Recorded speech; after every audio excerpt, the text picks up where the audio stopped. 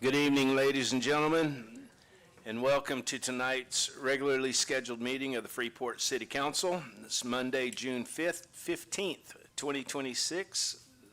Time is now 6 o'clock. I will declare a quorum is present, so we'll officially call this meeting to order. At this time, I would like to ask Councilman Rosso if he would lead us in both the pledge and the prayer.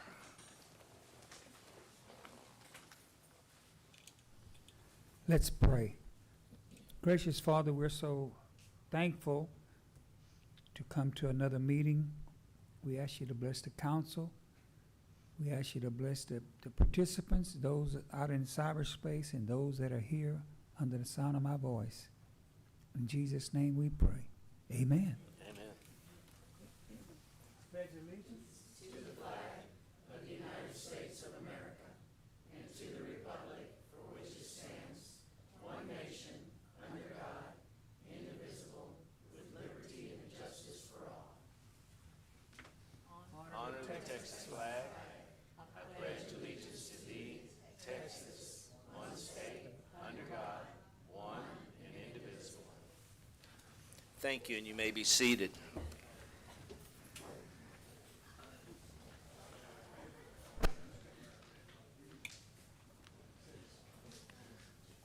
It's nice to see a full house, especially with the weather the way it is out there. Appreciate everybody coming out. Next on our agenda is matters subsequent to posting. Dr. Kelly. Yes, sir. Thank you. You have an updated agenda item 3B memo, just clarifying the street closures. Thank you, ma'am. Move on. Next is audience participation. Toby, do you have the clock tonight? Toby's got control of the clock. First on my list is Miss Carol Parker.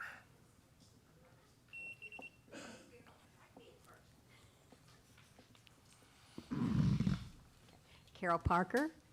I live at 76 Dolphin Lane, and we had our we had an event today, our senior citizens, and we honored the 250th anniversary of our nation, and we had our veterans there, and they talked. It was really nice, and Loretta did a beautiful job kind of explaining Texas history and all the events that happened in Texas. Also, our next senior event, and I've got flyers for everybody, is the Monday, July 20th. We're going to have bingo again, which is one of our favorite activities for everybody. So pick up a brochure and please come, because bingo, we're going to have some good prizes. And Arlen's Market is going to sponsor the event for the food. It's all free. Do come.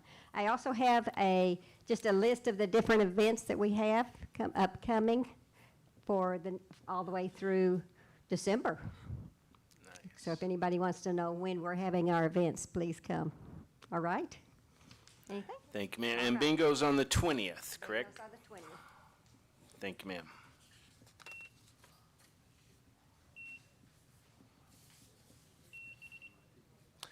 Next, we have Mr. Troy Rivers.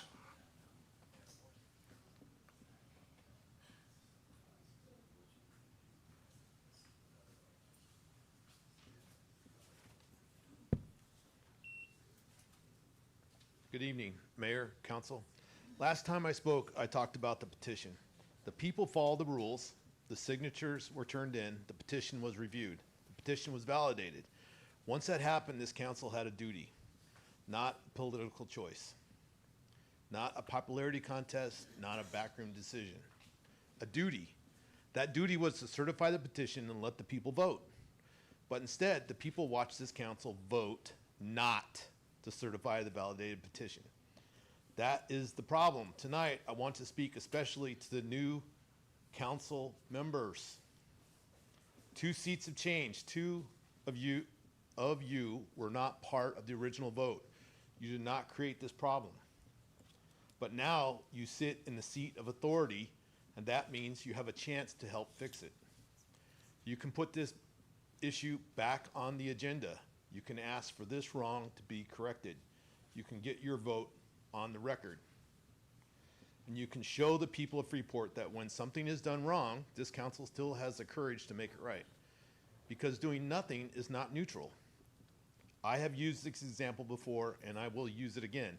If someone robs a bank and you are sitting in the getaway car, you might say, I did not go inside.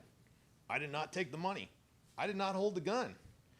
But if you sit there with the engine running and you help that wrong continue, then you are part of it. That is where this council is now. The new members may not have been inside the bank when this happened, but now the engine is running. The wrong is still sitting in front of you. And the people are watching to see who is going to drive away from it and who is going to stand up and stop it. They say all politics is local. That means democracy does not start in Washington, D.C. It starts right here in this room. It starts with whether citizens can petition their own government. It starts with whether rules mean anything after the people follow them. Because the people follow the rules and the government can still say no, then those were not rules. That was theater. And Freeport deserves better than theater. This is bigger than one mayor. This is bigger than one petition. This is bigger than one vote. This is about trust. When public officials ignore a valid petition, they are telling the people your voice only matters when we agree with it. That's not democracy. That is control. Rules only matter if people are held accountable when they break them. If a citizen breaks the rules, the city will hold them accountable. But when elected officials break faith with the people who hold them accountable, the answer is supposed to be us, the people. Some people are afraid to speak. Some people do not know the process. Some people think City Hall will not listen anyway. So those of us who can speak have a duty to speak. And that is what I'm doing tonight. I'm asking this council to put this issue back on the agenda. I'm asking the new members to get their vote on the record. I'm asking the council to correct the wrong, certify the petition, let the people vote, because every meeting that passes without action makes this worse. Every silence becomes louder. Every delay tells the people this council is hoping they will forget, but they are not forgetting. Tick tock, tick tock. Time is running out. Fix this right away. Tick tock, tick tock. Time is running out to show the people that this council serves them, not itself. Put it back on the agenda, correct the wrong, certify the petition, let the people vote. Thank you. Thank you, Mr. Rivers. Next, we have Mr. Manning Rollerson. Well, not here. Political theater, because nothing is funny the way the city is governed. Nothing is funny when it comes to accountability from what you allow to come in this community as a job source. Nothing is funny when it comes to accountability for the issues that we have in this community from the work source that you guys let in this community by invading them and also legalize permitting them to dump in our rivers continuously. You have not done your homework when it comes to toxic issues with the industries in our community. Melody Odom with Better Bazoria, Gwen Jones with Climate Conversation, Manning Rollerson with Freeport Haven. We traveled to Japan. We took a demand letter to the Japanese government and to the government finance committee, and we also demanded them to do an investigation into Freeport LNG based that it blowed up in our community, and not one of you people that's sitting up there has asked for accountability to the residents that you govern. It's not over when it's intentional. See, the report said 14 days prior to that, they were warned not to do it, but they did it anyway. Until the last time I was here, Mr. McDonald, when I told you I was gonna get accountability, well, me and Melody Oldham and Gwen Jones, we got accountability because we got a response last night from them same investigators. They accept the investigation. So at the end of the day, what you supposed to do, we are not supposed to do it because you elected to do this. But at the end of the day, I can't depend on one of y'all for the safety of my children's future. Not one.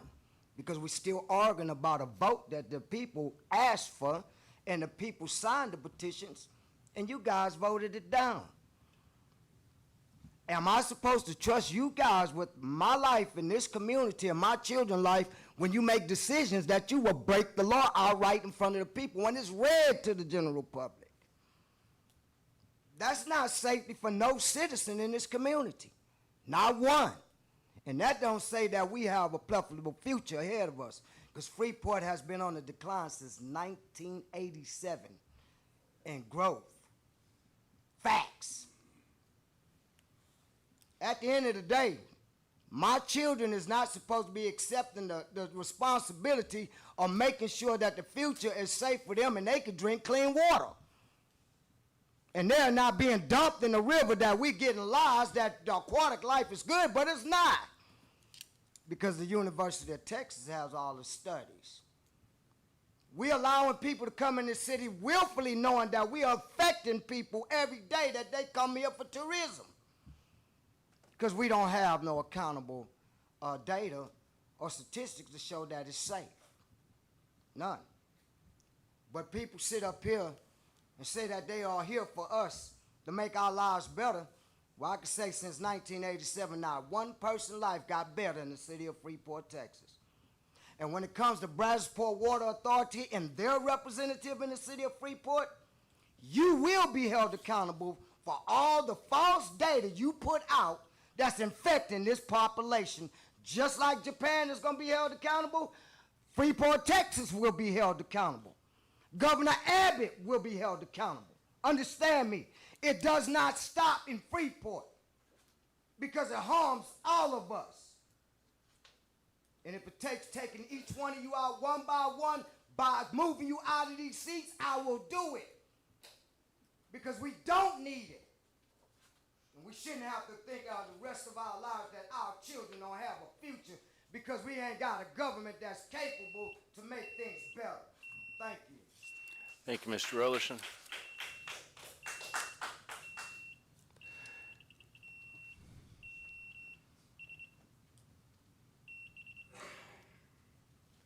Next, we have Jeff Pena.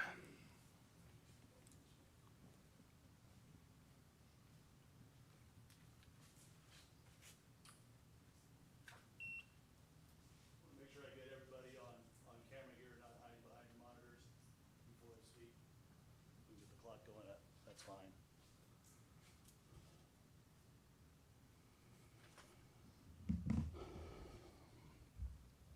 I'm gonna try to stay calm on this one here. I want to warn the former mayor and current councilman from Ward A, Larry McDonald, about his illegal activities. Keep it up, Larry. You're going to get recalled. Because in addition to your lies and your illegal activities related to the recall, myself and several other citizens noticed you have a real stupid pattern of behavior. You do no research on the city employees and haven't even met them personally, and yet you are fast to attack their credentials and their personal character with threats of firing them.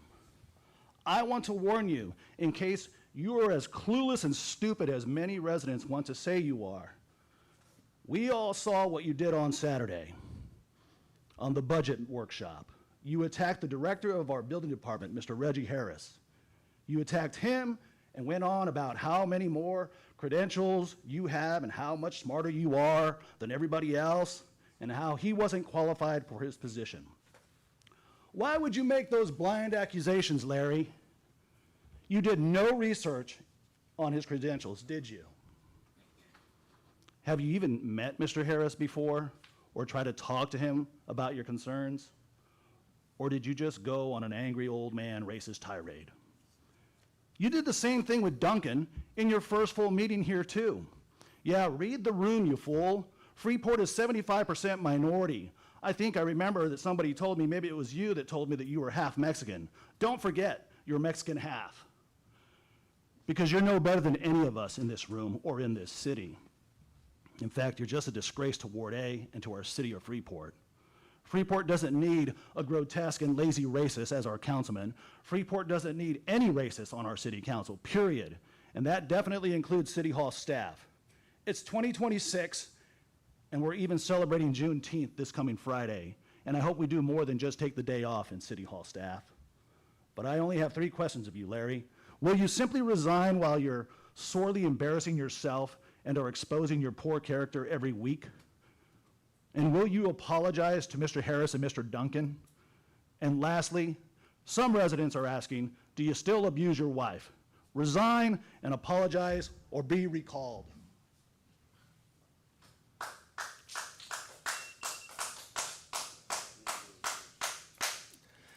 Next, we have Mr. Thomas Cool.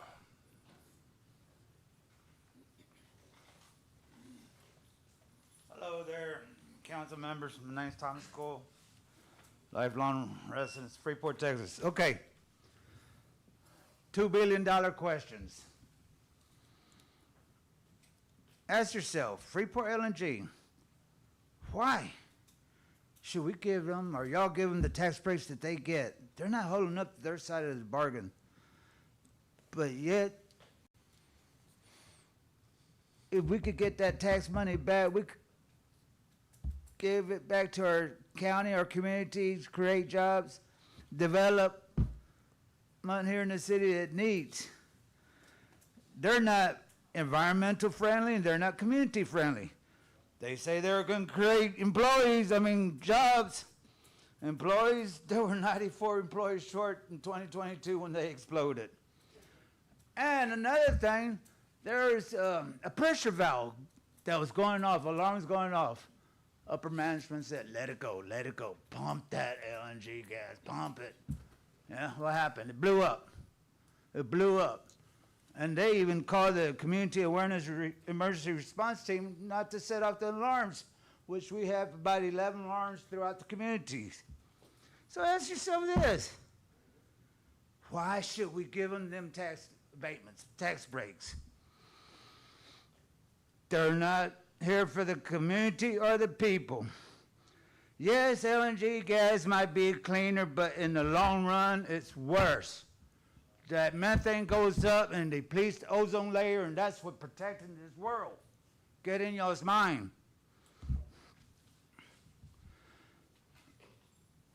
Dow Chemical's the next one. $1 billion that they're making. They get $500 million in tax breaks. Why? With the chlorine release they had last year, a couple weeks later, had explosion and thousands of toxic gas released. Took them 4 or 5 days to let the community know what they were. You call that community environmental friendly? And they're fixing to have major layoffs. So what the heck? Over here in Dow, Orland, Oyster Creek Division, that flaring that looked like we're having 4th of July in the end of April, that's bad. They release a lot of toxins, bad toxins, benzene, and I can't even name the rest. Memorial weekend holiday, off and on, that weekend they're flaring. They're polluting us. So why should we give them these tax breaks? They're not environmental or people friendly either. And one more, and one of the biggest ones there, these are 3 biggest ones. LNG gets $1.1 billion, Dow $500 million, Chevron $208 million. And there's 11 other industries around this county. So ask yourself this. How many people that you know have lost their battle with cancer, heart disease, diabetes, and other healthy issues? I bet there's more. I bet all y'all know. But in this whole community, there's probably 90% of the people know that they're doing this harm. They shouldn't be getting away with this. They're making billions and billions, and they're asking for tax breaks. Come on. It's profit over people. Think about that. We could use that money in our community, especially Freeport. Freeport's gone to hell. Excuse my language, but they gone to hell. We need fixing up. We need development and everything else around here. I'm going to cut it short. No, thank you. Thank you, Mr. Cool.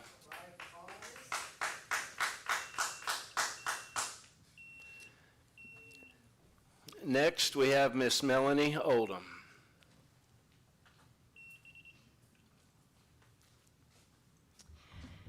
Hello, good evening, Mayor, City Councilman. I'm Melanie Oldham. I live at 531 West Brazos Street. And I have missed quite a few meetings with my job and traveling, but believe me, I do watch them later online. And I know that I missed the first Freeport budget workshop Saturday, and I heard not one resident member of the public came, which is very disappointing.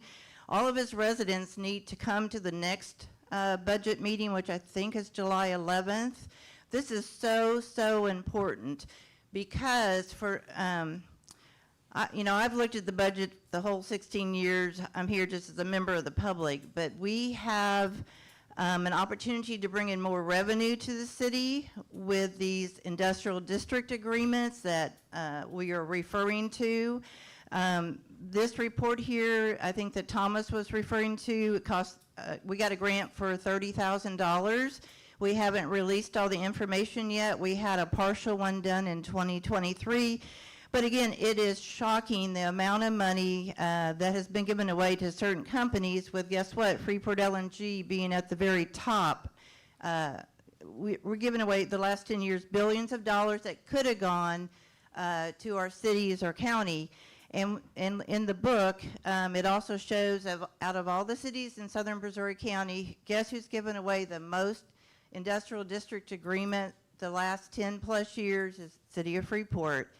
So now that we have great management, Dr. Daniela Kelly, who knows finances forward and backwards, we have a chance to negotiate with Freeport LNG, well, right now Dow BASF, but also Freeport LNG because their IDA is coming up pretty darn soon. But I will share with you all later more information to all of you councilmen and mayor. It's shocking. It's pretty eye-opening.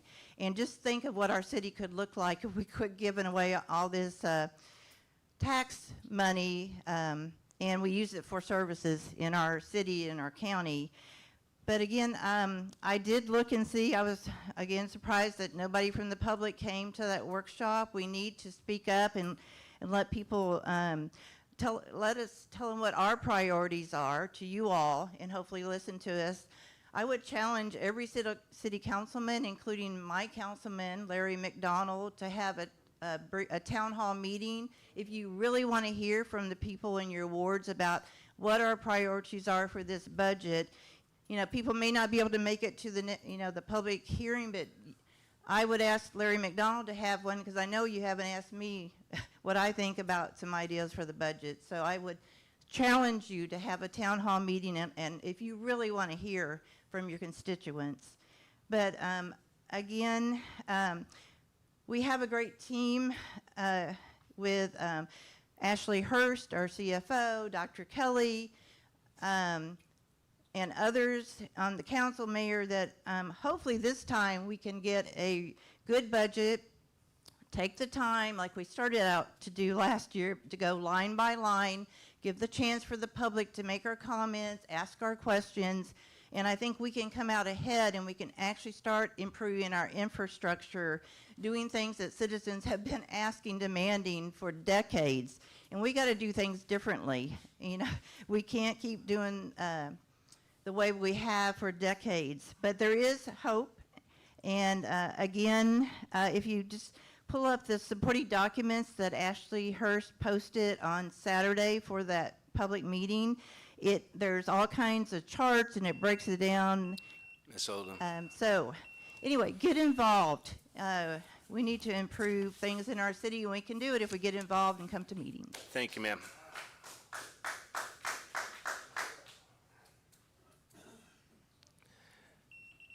Next, we have Mr. Sam Reyna. You have on here 4F. Do you want to wait until then?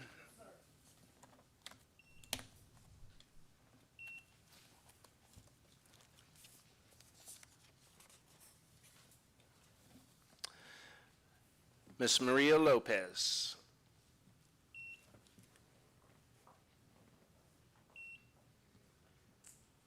Hi everyone, Maria Lopez, Ministry Coordinator, Mayor, Council, and Community. I'm here to invite you all to our 4th of July celebration happening July 4th from 9 to 1. We left some flyers here.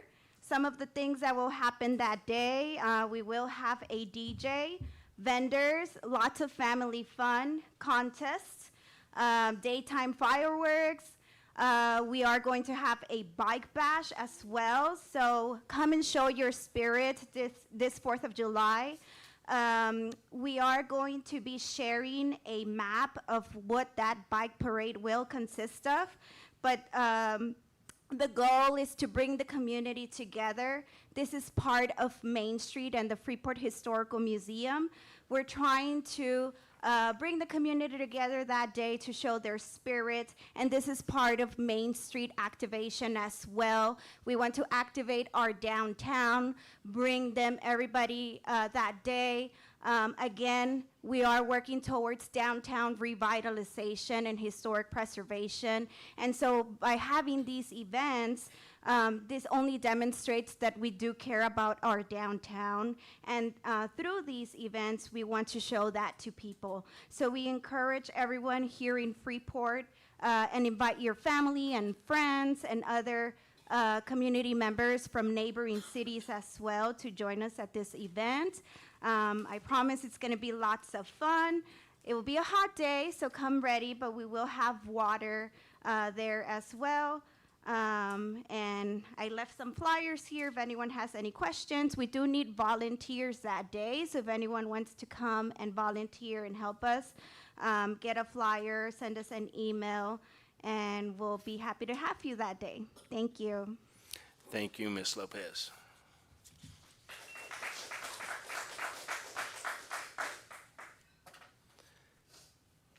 Next, we have Mr. George Matamoros.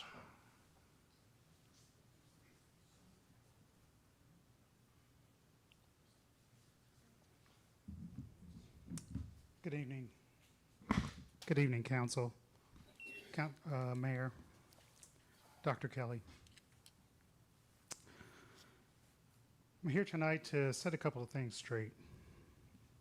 One, Phillips 66 does not have any tax abatements with the City of Freeport, as previously incorrectly stated.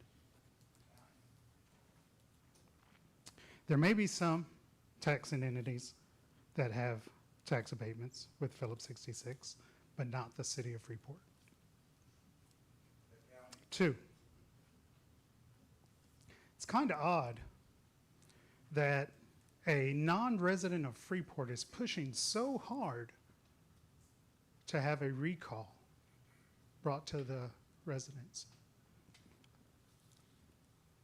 It's pretty interesting when you live in Treasure Island, which is in Brazoria County, not the City of Freeport, and you're over here demanding. Makes you wonder what their ulterior motives are. Three, I've enjoyed my time with my family.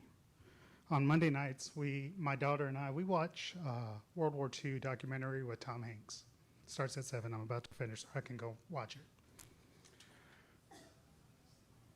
And it has a person who you see a lot of mannerisms of a person who used to be on this council, who comes up here and yells and degrades people, calls them all kinds of horrible things that's not even true, because he wants to get his way.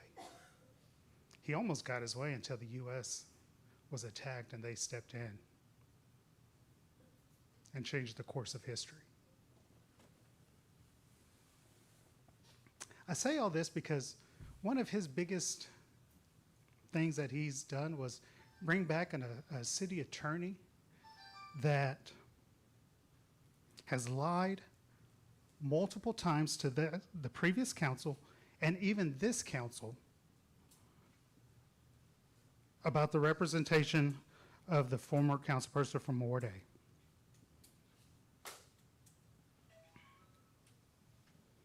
He's been receiving benefits like a city employee, even though he's a contractor. And those city benefits are retirement, health insurance. Does he have that in his contract at the city of Clute? I doubt it. He has deliberately sabotaged the city with his inclusion in Second Street property negotiations and has tarnished the reputation of the EDC director by falsely stating that he didn't have the authority to negotiate with the Texas Parks and Wildlife, even though he did. And then the last thing was he denied, while I was a councilman, the ability to see his bills. He did so stating I needed to sign a non-disclosure. Why? What do you have to hide? He has a history of overbilling and even sketchy bills, as previously brought forth by the EDC. So as a resident of Freeport, I ask that you terminate him with immediate effect and don't allow him to continue to harm the city of Freeport. Thank you. Thanks, sir.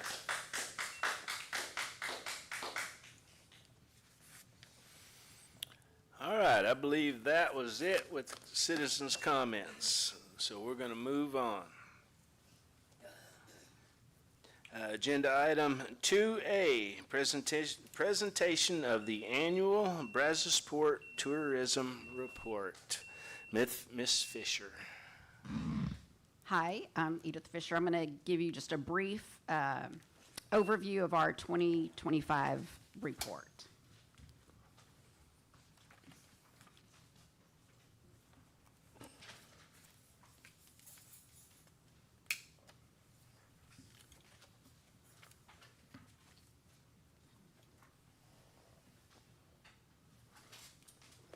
So who we are, we're a division of the Brazosport Area Chamber of Commerce. We promote the entire area as a leisure destination.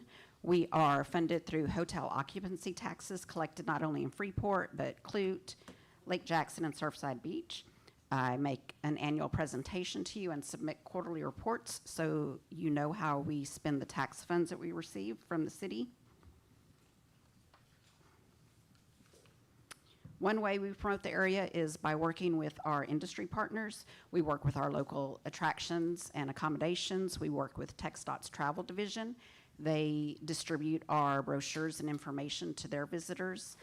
Once a year, I meet with TxDOT employees who work at the Texas Travel Information Centers. These are at the entry points around the state. The closest one is in Orange.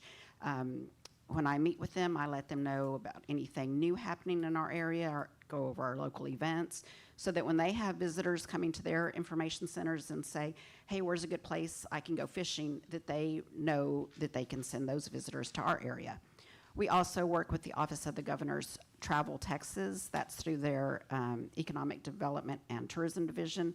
Last year, we were able to assist the city in getting the tourism-friendly designation. We also work with Around Houston, which is a regional tourism initiative made up of about 14 other destinations.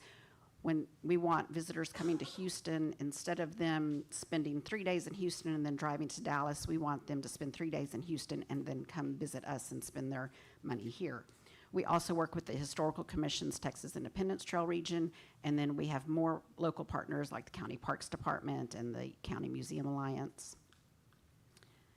So our advertising and promotional efforts include digital marketing, print advertising, public relations, co-op marketing, which means we get maximum exposure by pooling our dollars together with other partners to do advertising.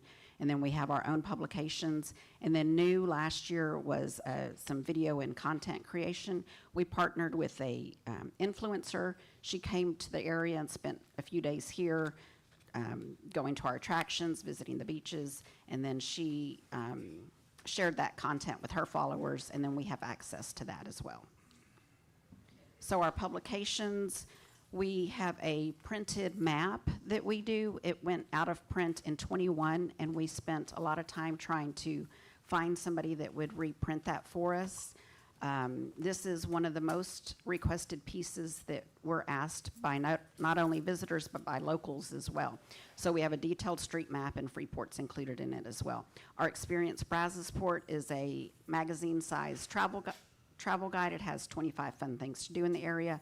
And then our See Yourself in Brazosport is a smaller, multi-page brochure with a center fold-out map that has points of interest. And this is what's available at the travel information centers across Texas and what we send out when we get requests for brochures. So we had either paid ads, listings, or editorials in these publications and websites that total with a circulation of more than 12 million and 190,000 in earned media, which for your $5,000 contribution to us, we turned that into $190,000. So if we had to pay for all these, all this earned media, that's what the cost would be. This is what some of our ads look like. We are, the ads are sourced out through the Texas Data Warehouse, so we target users based on their interests, based on spending habits, based on their browsing history. So the ad could appear on a game that you're playing or your weather app, or if you were searching for a place to spend a few days and then you went on to search to buy a car, that ad will show up there. So in our ads, we always include our website and then each of our funding cities in the ads. So another way that we earn free media or more exposure is through public relations. So active participation through these conferences and meetings and shows is one way that we promote the area and get media, free advertising, or in return for participating with these groups. Our website, visit brazosport.com. There's a tab under the About section for each of our funding cities. So each city has a page with information about things to do. And then last year, there was over 94,000 page views. Most of the users were first time to our website. The most visited pages on the site are our beaches, attractions, dining, and events. And then most of the visitors to the website were from Houston, Dallas-Fort Worth, Austin, and San Antonio.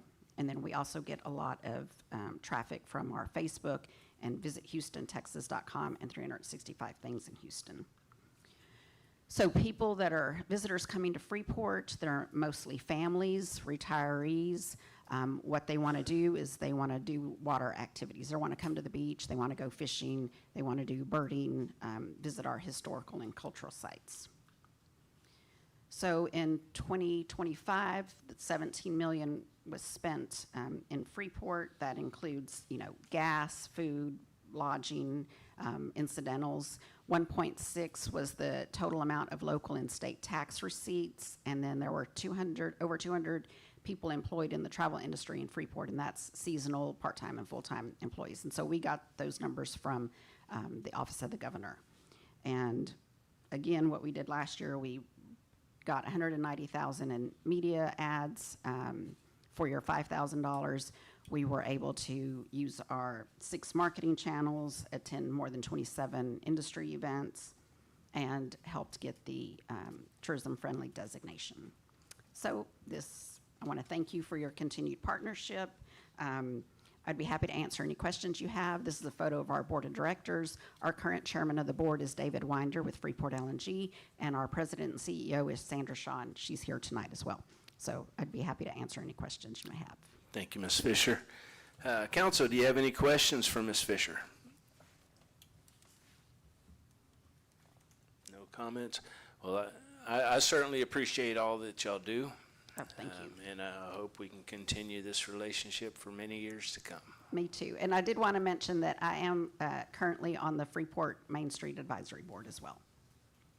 And we appreciate that as well. Appreciate the updates. Oh, yes. Thank you. Thank you.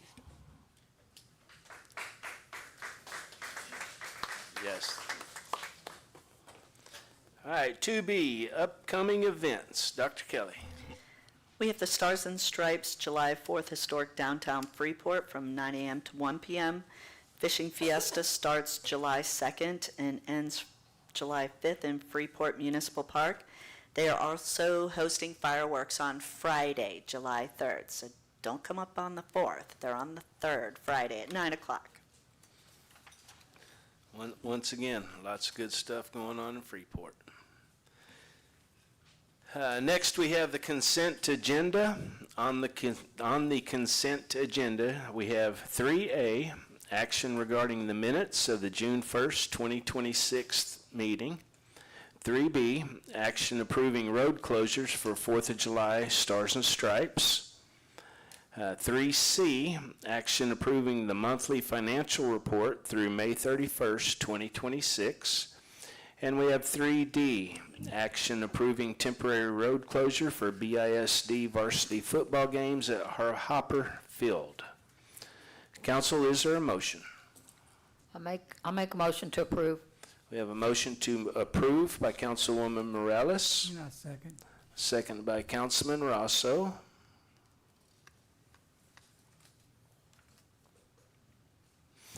Is there any discussion needed on this, ladies and gentlemen? Hearing none, I'll call the vote. All those in favor to approve, state aye. Aye. All opposed, state nay. Motion carries unanimously.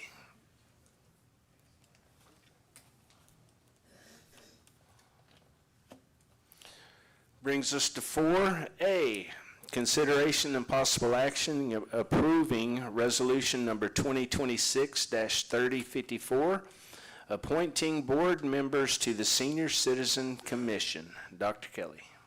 Yes, thank you. The terms of office for Ms. Glenn, Ms. Diana Parker, and Ms. Carol Parker on the Senior Citizen Commission expired on May 31st. At the time this memo was created, the city had received applications from individuals interested in serving on the commission. Additionally, board representatives are here and wish to provide a recommendation to council. So at this point, Ms. Glenn, Ms. Parker, and Ms. Parker, if y'all would like to come up and say a few words, you don't have to, but if you would like to, you're given the choice. A simple yes or no is what we're looking for. I'm seeing some no's. All right.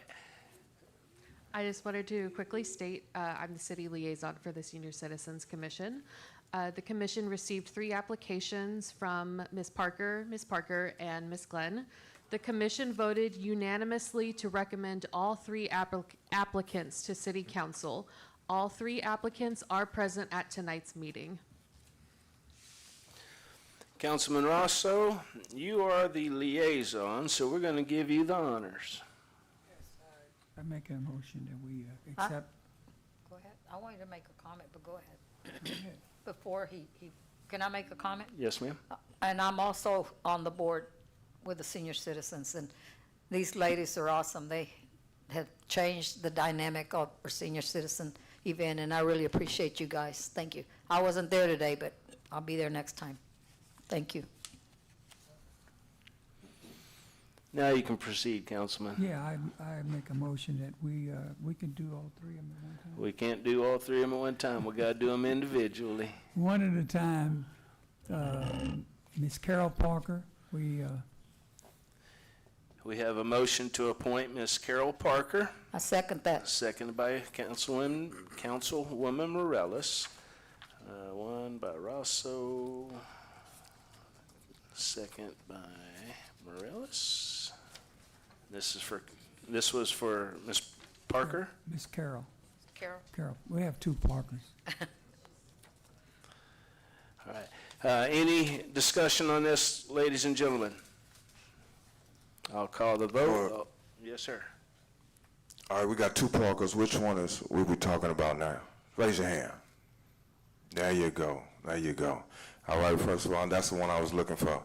I want to thank you for the updates that you come each and every week and present to the board and to the people, you know, at the meetings.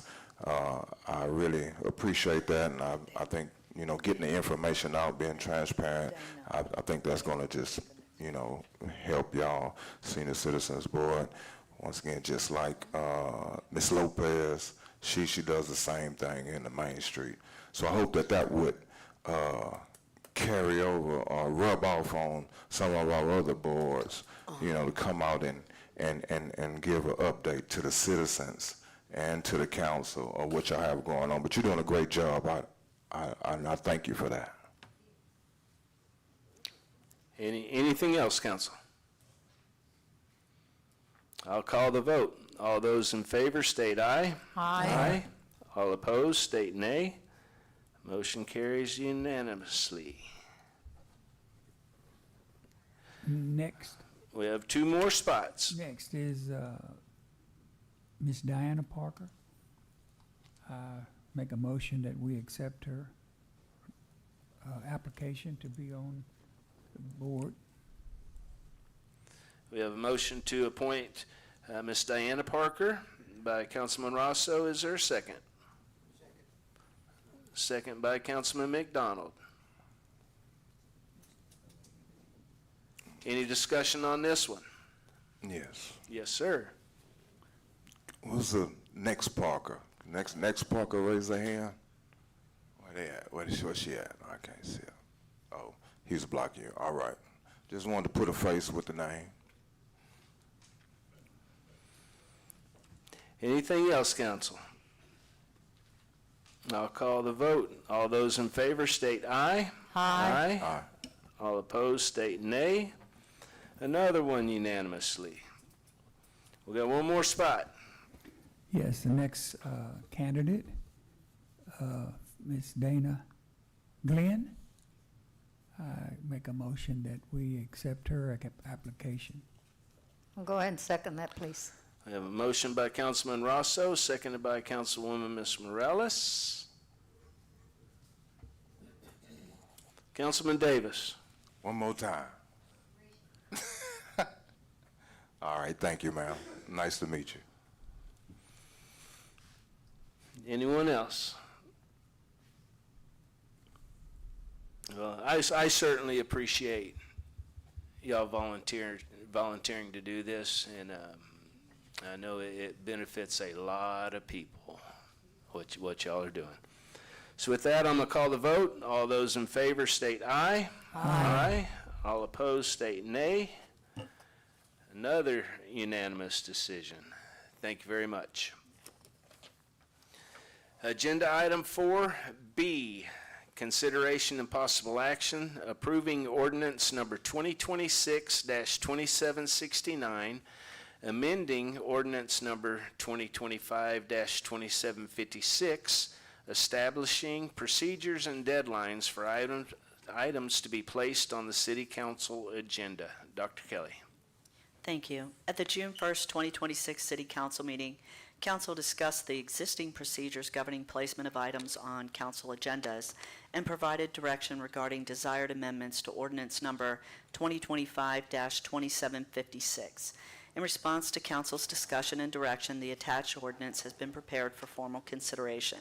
The proposed amendment revised the process for requesting agenda items, establish updated submission deadlines, clarify administrative procedures associated with agenda preparation, and modifies provisions related to the reconsideration of previously defeated agenda items.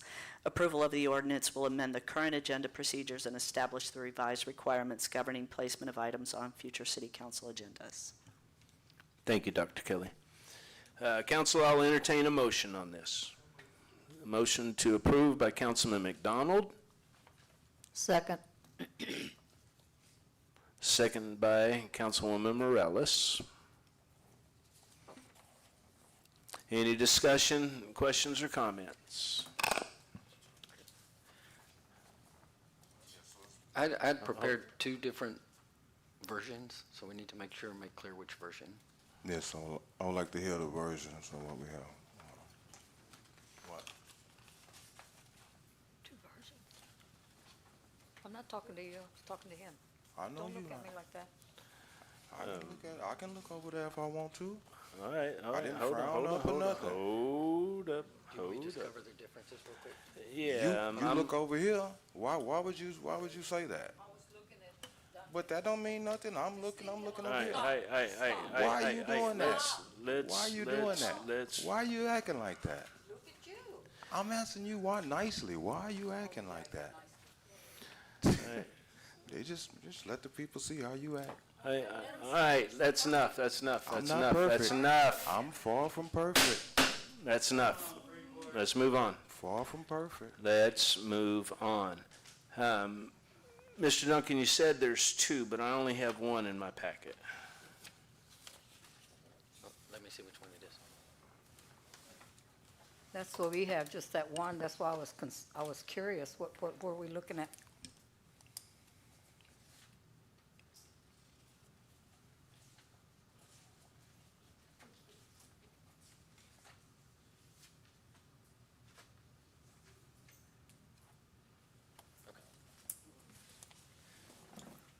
So whenever I prepared, I sent out two versions.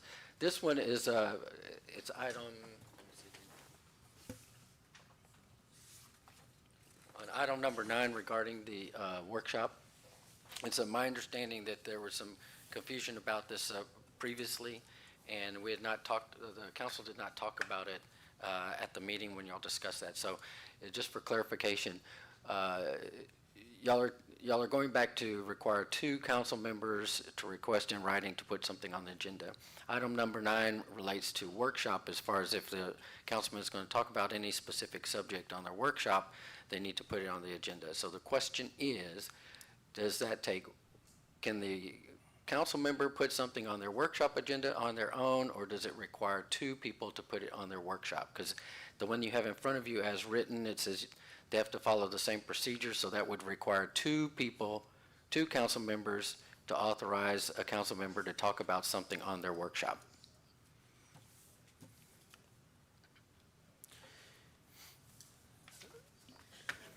Council, what's your take on number 9?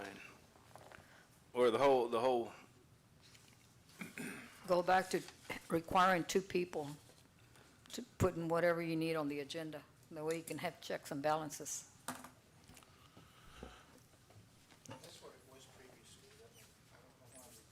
Mr. Yeah, McDonald, that's is the your way it mic used to on? Mr. McDonald, is your mic on?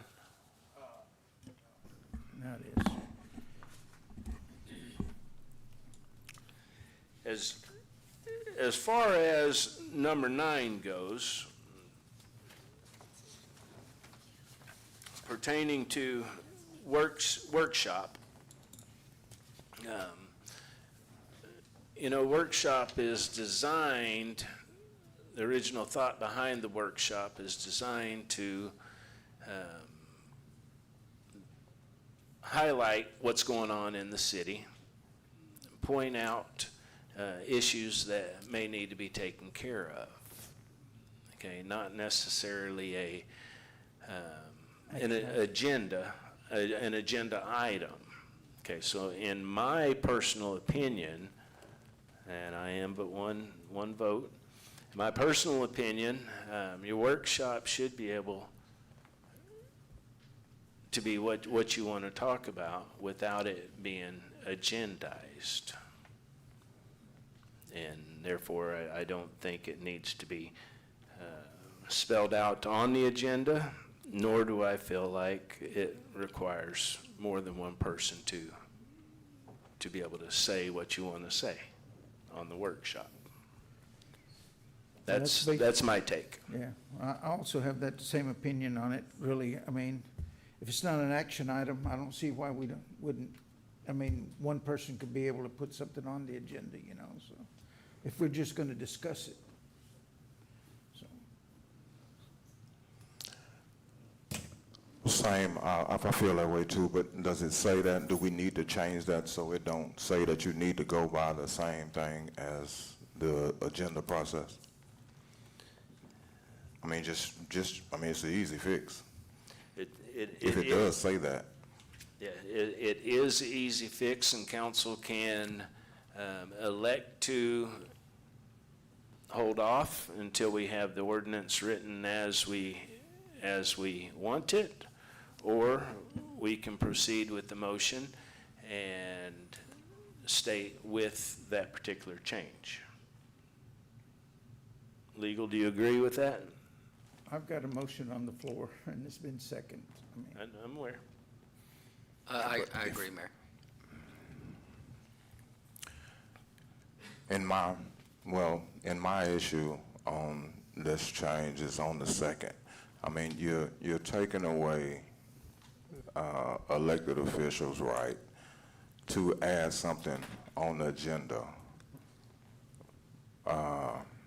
without a second. You shouldn't, if you're anyone up here, if you're an elected official, you should not have to have permission or a second from another councilman to put something on the agenda.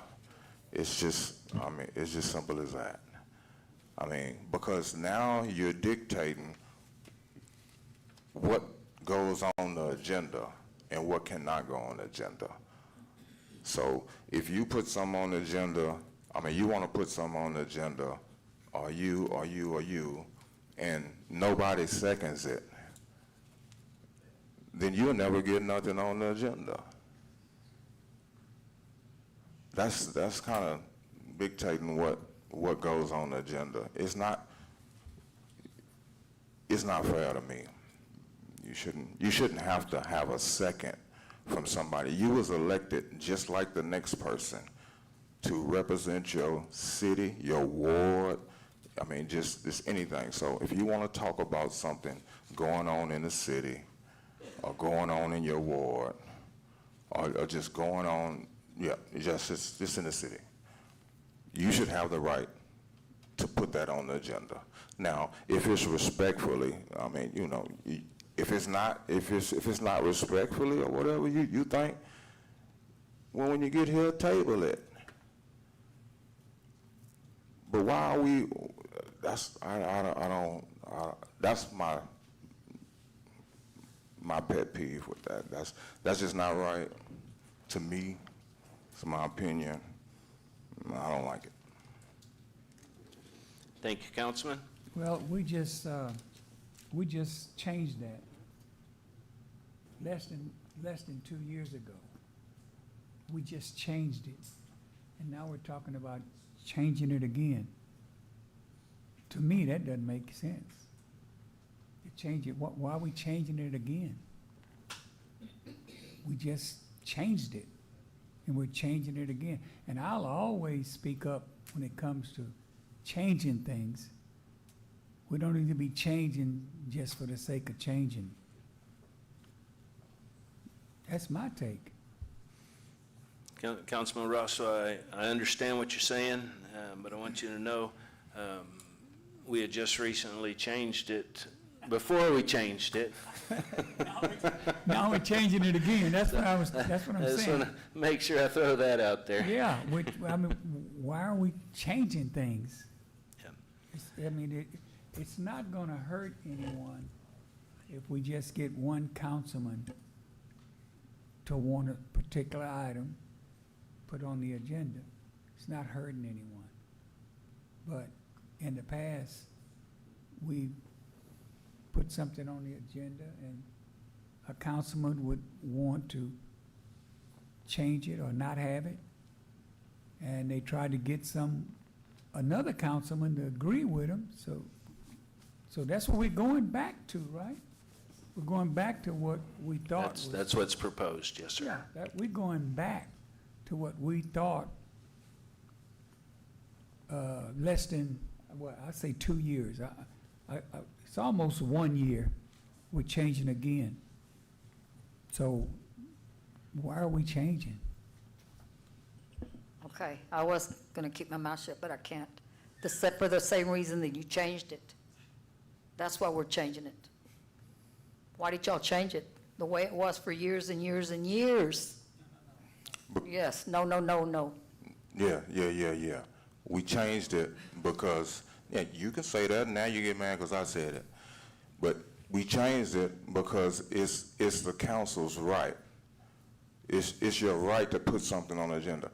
Now, if I put something on the agenda, now, could this be a possible coin, like, okay, now I'm talking to you, Jerry, I'm trying to get you to support well, you don't support it, so now I'm going trying to get Winston to support it, Winston don't.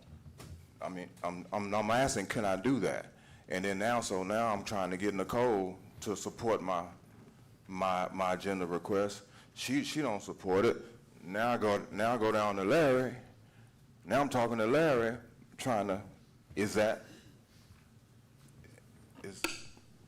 You that come over to that my violates house. the rule of a quorum. You can't talk to. Hold on, one. I mean, it's easily, all you have Can to you do speak into the mic, please? is talk to the people, I mean, and I'll be glad to hear your reasoning. I mean, that's the way I've been for years, and that's how it worked before for, oh God, however long the city has been born, you know, so that, I mean, all of my tenures, that's what we did, and we were able to work with one another. That don't make you enemies with anyone. I mean, just like you and I talked in my backyard, I mean, I have no problem doing that. Yes, but that don't mean you're gonna agree with me. And then so now, wait, hold on. But- One second, please. One second, please. Now, that don't mean you're gonna agree. Now, I just asked a question. Can I get that question answered, and then I'll come back to you? But technically. Hold on a second, hold on, Larry, Mr. please, Donald. please. Okay, so if a councilman wants to put something on the agenda, and they call, let's say, Councilman A, and they say, hey, I want to put this on the agenda, and they say, well, what are the reasons? What are you trying to do? And y'all have a discussion about, you know, the merits of what you want to do, right? And then that Councilman A says, no, I don't want to sponsor that. And so then you go to Councilman B, and you say, hey, can you agree with me to put this on the agenda?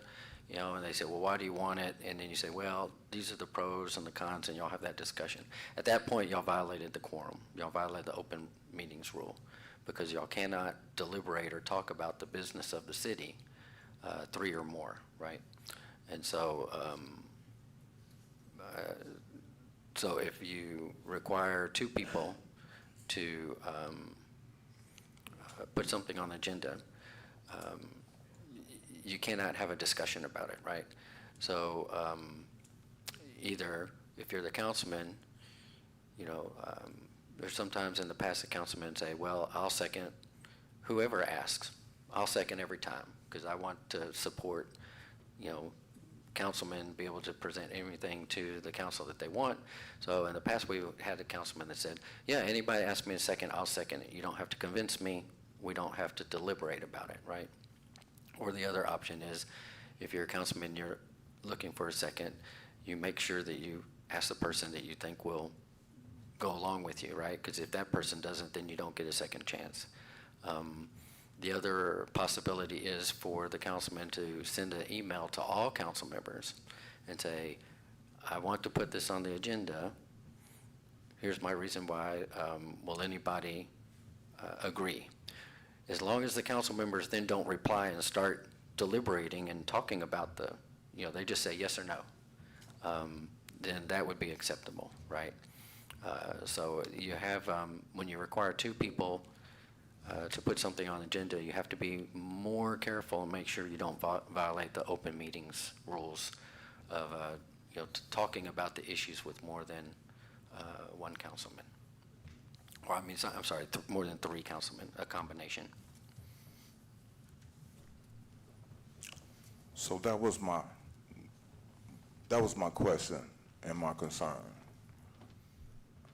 Having to have 2 councilmen second, will have to have someone second anyone's agenda request. Because as we were talking here, me and Mr. McDonald, like he said, you know, okay, I went to his house, talked to him, okay, but we can still be talking, but you may not agree with it. And if I leave there and we just didn't come to agreement, you say you ain't want to have nothing to do with it, you didn't want to, that wasn't a conversation. I'm saying if it was an agenda request and you didn't agree with it. And then so, hey, but that's cool, and then we're wrong. So now I'm going over here, I'm trying to get Winston. So now I'm in a position here, or I gotta stop now. That's all I'm trying to bring up here. It's uncalled for in my mind. We're elected officials, You're a councilman, you've been elected. You shouldn't need nobody to second your agenda requests. That's it. Thank you, Councilman. Yeah, I got something. Yes, sir. I'm gonna say it again. I may not have said it the way it came out. That was the reason why we changed it. Because a councilman would put up an agenda, and he couldn't get anyone to agree with it, and so it's dropped. I say, let's do that up here. Let's go through the process, put it on the agenda, one person, and then we'll all have a chance to say no or yes, and not jeopardize doing a walk-in quorum. Because that went on. But when you make it just one councilman, then it's good. I mean, we have to respect each other.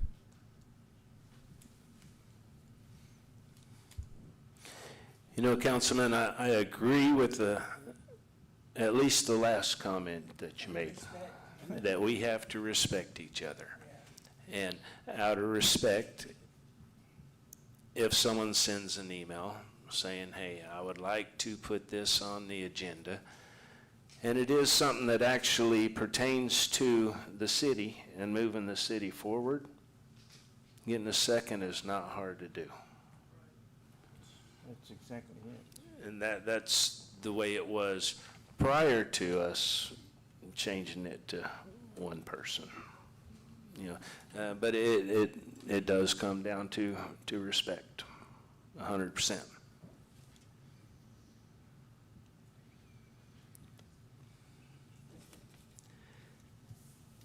Council, anyone else? Well, I don't know if this has to do with this, but I'm just curious, do y'all have a limit as far as how many agenda items a per council person can put on the agenda per meeting? I believe it's 3. Yeah. Okay, perfect.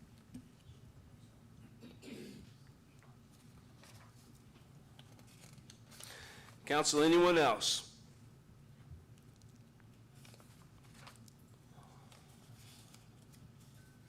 All right, before we call the vote,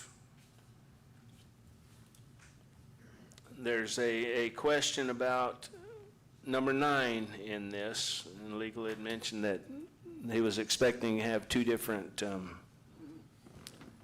resolutions. Do we want to wait until we have both of them in front of us? Do we want to accept it the way it is, or do we want to amend what is in front of us?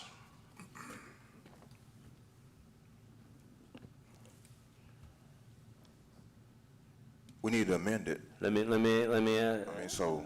Okay, go ahead. I'm sorry. Yeah, we need to amend it. I'm not gonna accept it the way it is. Well, I mean, I can't say that. I'm only one vote, but I don't think that you should. And you gotta do it the proper way. So if the proper way is, we have to go back and he has to rewrite it and change it and bring it back to the next meeting. I mean, you can't, don't start cutting corners now. We got to bring it back. Yeah, I already wrote it. I had 2 different versions, so. Mr. McDonald, the motion is yours. It's on the floor. The motion is on the floor to accept it as written. As it is. I second that. And it has been seconded by Councilwoman Morales. For the second time. Okay, so as written, any item discussed during a council member's workshop presentation other than general announcements shall be requested in compliance with the ordinance. As I read that, other than general announcements being, and legal can correct me if I'm wrong, general announcements would be, thank you for coming out. By the way, we have all this good stuff going on in the near future, and there's a pothole on Fifth Street that needs to be repaired. And congratulate the exporters. And congratulate the exporters. Okay. So if I can continue to say that and not have to put it on a workshop, then I'm okay with number 9 the way it's written. So with that, I will call the vote. All those in favor state aye. Aye. All opposed state nay. Nay. Motion carries 3-2.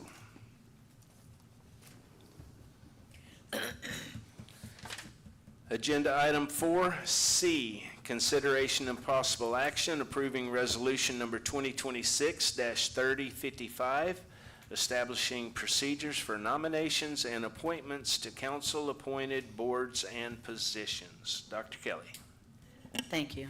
Also, at the June 1st, 2026 City Council meeting, Council discussed the current process utilized for appointments to City Council appointed boards and commissions, as well as the selection of other positions subject to council appointment. During the discussion, Council provided direction regarding desired changes to the nomination and appointment process. In response to Council's discussion and direction, the attached resolution has been prepared for formal consideration. The proposed resolution establishes a standardized procedure for nominations and appointments by the City Council and provides guidance for nomination and selection processes utilized by council-appointed boards. Approval of the resolution will establish a uniform process for considering nominations, discussing candidates, and conducting appointments on an individual basis. Thank you, Dr. Kelly. Council, is there a motion? So move. We have a motion to approve by Councilman McDonald. Is there a second? Guess I'll second it. Seconded by Councilwoman Morales. Any discussion on this, ladies and gentlemen? Yeah, can we go over the change again? What is it, rewrite? The main changes, and you can correct me if I'm wrong, it does not require the citizens to be present at the meeting to be appointed. They also do not have to be at the meeting to be nominated or recommended. It simply removes those hurdles. Okay, but them hurdles were put there to benefit, to make a stronger board. I mean, just like tonight or whatever. Well, I like to put a face with a name. So, and you have someone, John Doe, just say, I want to be on this board. But don't come to the meeting. Don't go to that meeting. So when you come here, now you have now we as council have the opportunity to hear what do they bring to the table. What are your credentials? You know, what are your why do you want to be on this board? You know, what kind of you know, they get to present themselves. I mean, you get to hear something about them, and then you hear some people come up there and just say, "Oh, I just want to be on the board." Okay, but then you have someone come up there and say, "Well, I've done this for 10 years. I've got a degree in this. I've been on this type of board. I've been on. I have real estate." You know, credentials, I have, you know, this and Main Street, I have development, you know. Well, then, I want to pick the one who came up here and gave me a resume like that instead of someone who say, I just want to be on the board. And if you just got these names out here and nobody's required to come up here and say nothing, well, then once again, there we go. We can just pick our friends or something and just stack the boards with something with somebody. But no, let's fill some boards with some people that's got some qualifications to be on this board. That's gonna help. Man, Freeport, we have been at a standstill and you have to go back. We got 10,000 and some people now. We used to have 12,000 and some people. I mean, we haven't brought no new development. We haven't brought the economy is not growing. We have no things. I mean, we need some new minds. We need some people who can bring something to the table. And how do you know that they can bring something to the table if they don't come up here and tell you? That's just my take on it. Councilman Davis, I don't completely disagree with you. In my mind, if there are two people and I'm on the fence, one of them is here, comes up and speaks, and the other one doesn't show up, the chances are the one that came up and speaks is the one that's going to get my vote. You know, I encourage the participation. I encourage everybody to come out. However,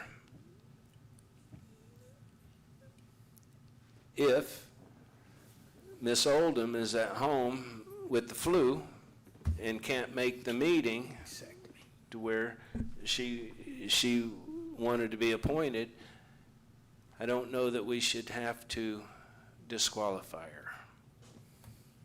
And Ms. Oldham, I apologize for singling you out, but I know that happened. And that's where I have a concern. And that's one thing, okay. And that's the easy fix. Well, that person could send an email in and say, well, bang, I got the flu, or I had to go out of town. I had a family emergency. Bam, type up my resume. Type up my, can somebody read this for me? I mean, how bad you want to be on the board? No disrespect to Melanie. I know she want to be on the board. I know Melanie do her research, So she was one that got affected by that. But, hey, that's the fix. Send an email in. Say you had a family emergency. Say you don't just say nothing and then don't show up. I'm sorry, I didn't mean to interrupt. No. Yeah, the problem is those emails have been sent. However, the rules state you must be here. And by removing that, the emails can still be sent if necessary. Let me explain something to you guys. Those people that have filled out those applications, they're wanting to donate their time. We don't need to beat them over the head. I mean, if they want to be here and say, hey, this is the reason I'm on it, welcome them up. I mean, come on up and tell us. But if, like you say, someone's sick, someone's on vacation, something can happen that's not going to let them here, and they have the full credentials to do that job. And look at us tonight. We're filling the board that we couldn't fill the first time because people don't give their time. And we need to respect that and get whatever people come in here and want to donate their time, let's do it. Let's accept them, put them on there. If they want to donate their time and come up here and explain the reasons why they're here and why they want on the board, let them come up and do that. We're not stopping it. It's just that some people are not here at the time that the meeting is, and they're eligible to be on the board. Let's put them on the board. It's not like they have a job, and you're filling out an application and with all your credentials and everything going to a job. This is donated time. You done? Yeah, I'm good. All right. I I just don't gave want you to my cut you off. explanation. Yeah, good. I don't want to cut you off. Okay. I mean, I get it. It goes both ways. It's been people affected both ways. Some people didn't been here and didn't get picked by somebody who wasn't here before. I mean, so make the change that, hey, you can send an email in if you have a family emergency, if you get sick or something, send an email in, write your statement, and we'll read it out to the council. We want to get to know you. We want to give you a shot to be here, to be on this board. I mean, once again, it's easy fix. Well, let me say this. We've been down this road recently, and here we are again. The same reason that we changed it to where you had to be here, and now we're changing it back where you don't have to be here. So, I'd like to make a quick comment. Usually when we get our packets and we get the applications, if you pay attention to your packet and read through it, you know, a lot of them will tell you, I mean, for instance, I'll give you an example right now. Carol Parker's got all her credentials, what she has done or hasn't done. I mean, if you pay attention to the packet and why, and give you the reason why they want to be here, I mean, you've got it right there without them having to come up here and talk to you. You're right. That was a good one. and we can't keep changing. We're changing everything. Every time you look up, we're trying to change something. Sometimes change isn't good. I agree with Mr. Davis that if they want it bad enough, they'll get on the board, especially if their resume constitute them being eligible to be on the board. But don't just change it just because I don't know who submitted this, but just because it was submitted doesn't mean we have to do it. We don't have to change just because one of us want to change it. Let's stick with what we got, man. All right, any other comments or questions? Hearing none, I'll call the vote. All those in favor state aye. Aye. Aye. All opposed state nay. Nay. Motion carries 3-2.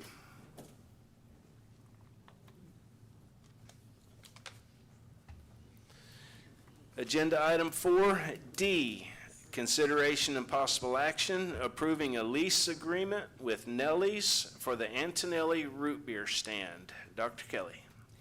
Thank you. The city has negotiated a proposed lease agreement for operation of Antonelli's Root Beer Stand located at 400 North Brazosport Boulevard.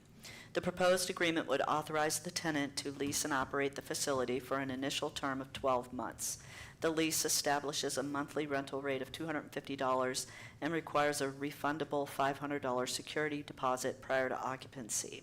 The proposed business concept includes operation of a snow cone and shaved ice business with potential future expansion to include items such as hot dogs, chips, drinks, and other concession-style offerings.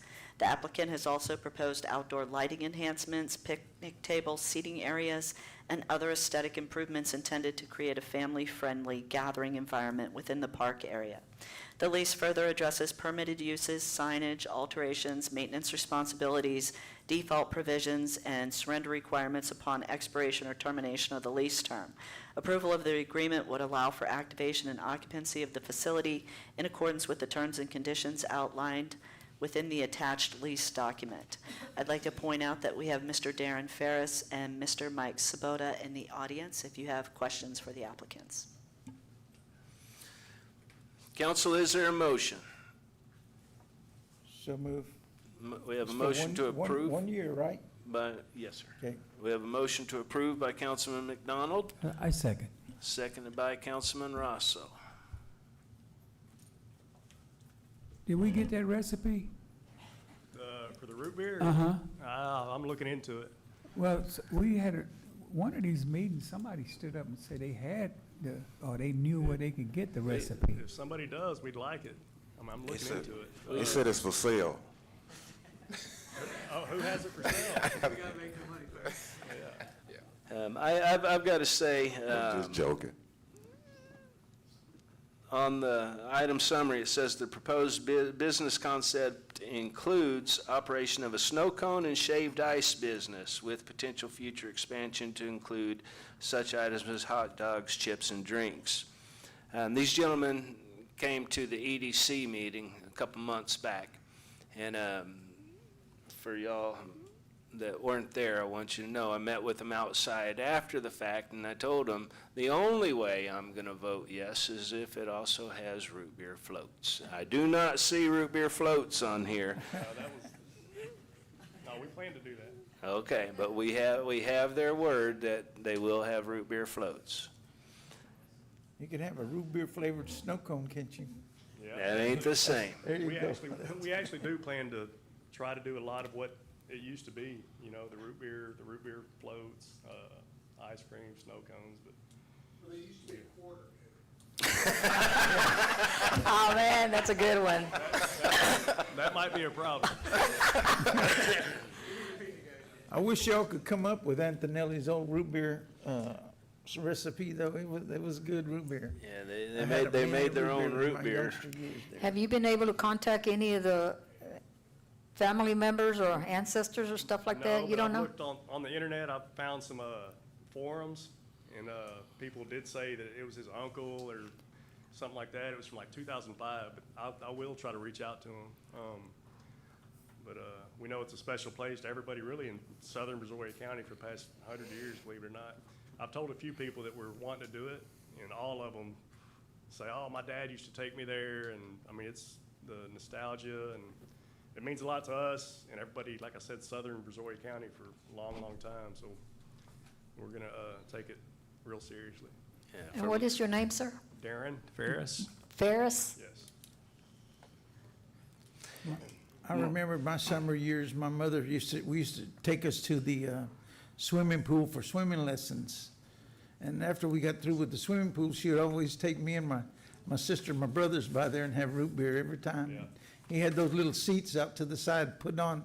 It was basically a piece of wood sitting on a piling is what he had for a seat there, and it was real nice. I remember drinking there many, many, many years. So. It needs a little bit of work, but we're gonna do paint. I mean, it's the same paint, of course, but the wood, we're gonna replace all that. I think it can be a really, really neat place. Wow. It'd be nice. I hope y'all do well. I really do. Wishing y'all all the luck in the world, really honestly. I love to see things like that going on in the city. We're gonna put everything we can into it. Yeah. And we've got a history of doing stuff like this. Yeah. I hope next year we're having the same conversation to renew the contract. Exactly. Right. That's the plan. Oh, I need to come every week and talk all this. Yeah. Look at all these business ideas you're getting. The more we can find out about what he used to do, we'll do stuff like that. I read that on the internet. He had a barrel of watermelon and ice, right? yeah. Yeah, like a barrel of watermelon and ice. We might do that. We can't do that. Well, that's what they claimed about that man. He had this little extra juice there to it sometimes. Oh, really? So. Good stuff. Fair. But just even tonight, you see how special, everybody in here knows the place, and we're gonna put everything into it. Yep, Yeah, we're that's the excited. situation. Hold on. Council, You know. you can go ahead. And you said Ferris, are Yes. y'all out of Angleton or? Uh-huh. I am. So you, Both of us are. you got a brother named Mark? Yep, yes, sir. That's a baseball family right there. Well, he did football too, but yeah. Yeah. Where- I went to Angleton when I was in the 9th grade. I'm finna be 51. So Yeah. you are, which, 49, and Mark is, so you'd have been in the same grade probably. yeah. And so did you, it ain't. You might have to be off the record. Yeah, be all the record, man. But I mean, I seen them throw some balls well, it was amazing. Yeah. And you probably did it too. Yeah, but not to that level. It was good, Mark. No, hey, he was 6'2". Yeah, Mark was big. Yeah, I remember y'all. Good luck to you. Thank you. All right, council, anything else?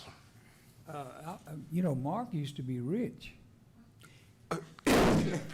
I don't know what happened. He lost it all. But did He get a signed a big contract. Yeah, At he the signed time, it. it was the biggest one for that organization. I think. Yeah, Yeah. I remember that. He's All doing right. insurance now, right? Yes.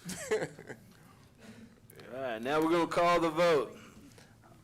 All those in favor state aye. Aye. All opposed state nay. Motion passed unanimously. Oh, we got Thank a you, cell gentlemen. phone stand coming on. All right. Hey, thank y'all Good very luck much. to you. Yeah, that deserves applause.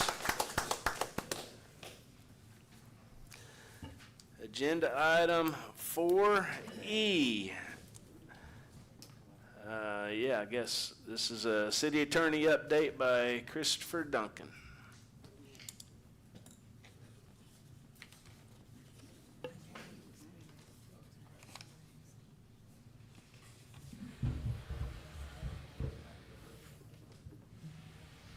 Thank you, sir.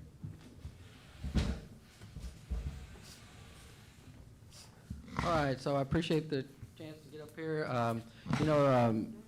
Mike Darlow gets up, I've known Mr. Darlow for probably 30 years, and he's with the law firm that collects the taxes for the city. And he comes up every year and gives like an update of, what he's collected and what's going on. And then, our auditor will come up. And so I thought it would be a good idea for me to get up and kind of go through some of the things, some items that I'm working on, some of the things I've done for the city, and I cover that in front of the public so that they have an idea of, what does your city attorney do? So I prepared this presentation. Where did I click?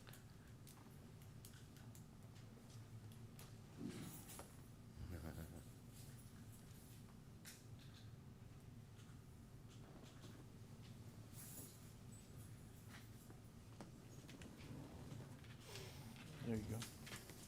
Is that the first?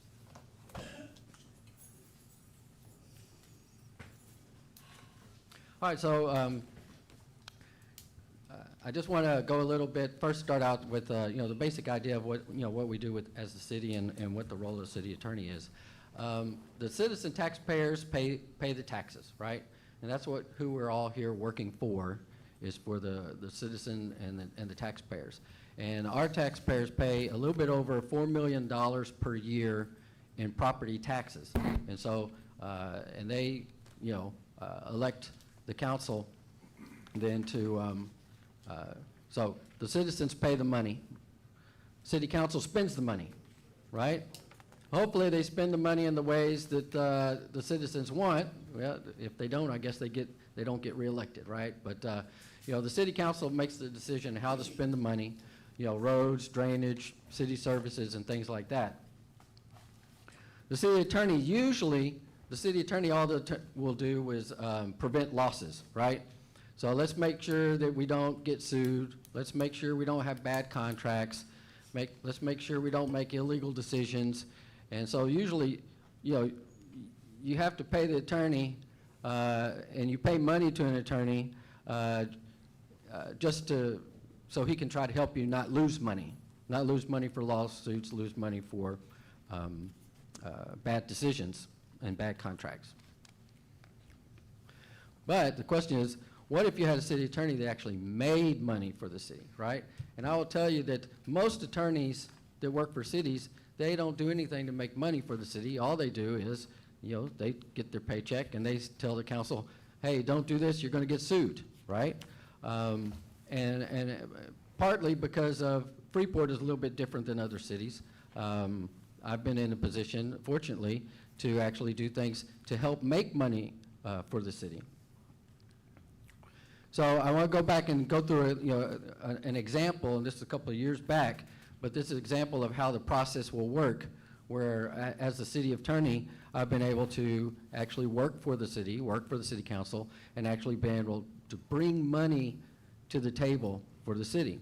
And so I want to talk about the Port Freeport eminent domain. Y'all remember several years back, the Port was buying up the East End. They wanted to expand in the East End. They were using eminent domain to take property from citizens and homeowners. And they needed to get city property, which is a road, was Lincoln Park, all of the roads, the drainage, there's a lift station over there, lighting, signs, all of those improvements that the citizens paid for out of tax money. The port wanted all of that property. And that property on the east end wouldn't be worth anything if they just get everybody's homes, but the city owns the streets and the park. Well, they really couldn't even use that land. So it was important to the Port of Freeport to get that property from the city of Freeport, and they were threatening to use eminent domain against the city. So, you know, for those of you that may not know or not remember, what was Lincoln Park? Lincoln Park was 3.6 acres of land. It had 2 basketball courts that were lighted. It had a lighted baseball field with stands. It had a bunch of playground equipment. It had soccer fields, and it also had a parking lot. That's a lot of improvements. If you compare that to a lot of the parks that we have now, it had a lot more at that one park on the east end than any of the parks that we have in town. But as I mentioned, the east end that the city wanted, the port wanted to take over is about 100 acres of land. And they really couldn't do much with that 100 acres if they took everybody's homes, because we had roads, drainage, lights, lift station, and other things there that they needed to get rid of to be able to use that property. So in February of 2021, the port, working with the school district and the city, wanted to do a 3-way deal. And at that time, the city owned the property where the high school baseball and softball field are, and it was leased to the school district.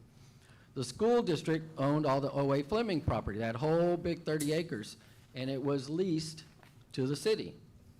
And so the school district was about to spend money to build new baseball fields, but they didn't want to build baseball fields on land they don't own, which is a smart decision.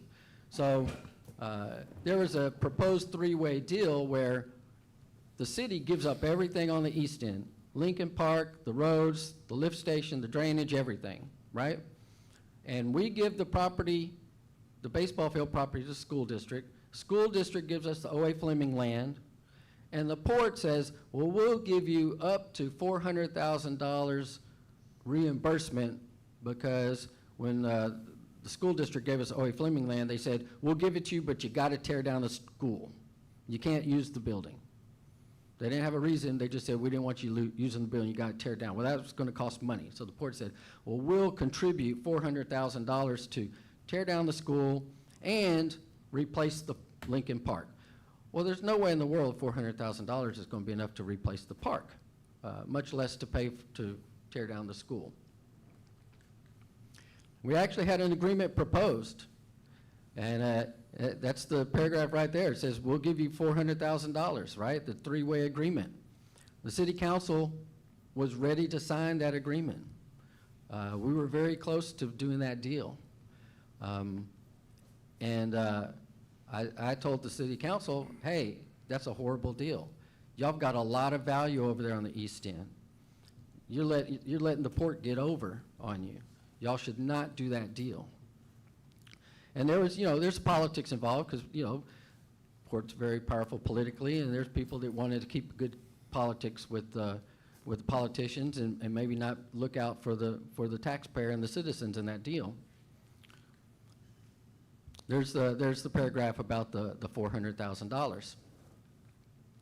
So I went about doing a calculation, and I looked at the cost, tried to figure out the replacement cost. What would it cost to replace the park, replace the roads with new roads, new lift station, new infrastructure? What was the replacement value? Now, under the law, the port would not have to pay us the replacement value. They would just have to pay depreciated value, because those roads were not very good on the east end. They weren't well maintained, right? But they would have to pay full replacement value for the park. So I did the calculation. I put together a big presentation for the city council, and I'm like, look, I'm not an expert, but I know the cost basically of development per foot for new roads and curbs and drainage and everything. And so I measured out all the roads and all the infrastructure, counted the lights, counted the signs, counted all the playground equipment, the cost for a baseball field, the cost for basketball courts, soccer field. And I put together and I said, hey, look, I think that what y'all want to give to the port is worth at least $16 million. Well, there were folks on the council that laughed at me, told me I'm stupid, said, don't believe that guy. He doesn't know what he's talking about. There's no way East End is worth $16 million. So I hired an engineer. And if you look at the letter of the engineer, it's addressed to me. I looked around. I contacted these folks that are specialists in roads, infrastructure, replacement value, construction value. So I hired this engineering firm from Houston. And I said, hey, can I hire y'all? They don't, there's some doubt about my numbers of 16 million. Can y'all take a look at it and say, you know, what's the replacement value? And then look at the age of the roads and the condition, right? And come up with a depreciated value. So I was wrong. The replacement value was $22 million. Now keep in mind, we were that close to giving everything up. We had an agreement ready to sign and vote on for $400,000. Now, if you do, one thing that nobody considered was there's a lift station there. And what a lift station is whenever you flush your toilet and the sewer collects, the lift station is a pump. And it pumps that sewerage on to get to the wastewater treatment plant. And the lift station over in the East End, it didn't serve only the East End. It served the marina. It served the downtown, right? Replacing that lift station cost over $1 million, just the replacement of that one lift station. And so the city was about to make a really bad decision, right? If they had signed that agreement for $400,000. So right here, the engineers that I got, they said the depreciated value of everything is like a little over $9 million. And it turns out that's what, so we presented that to the port.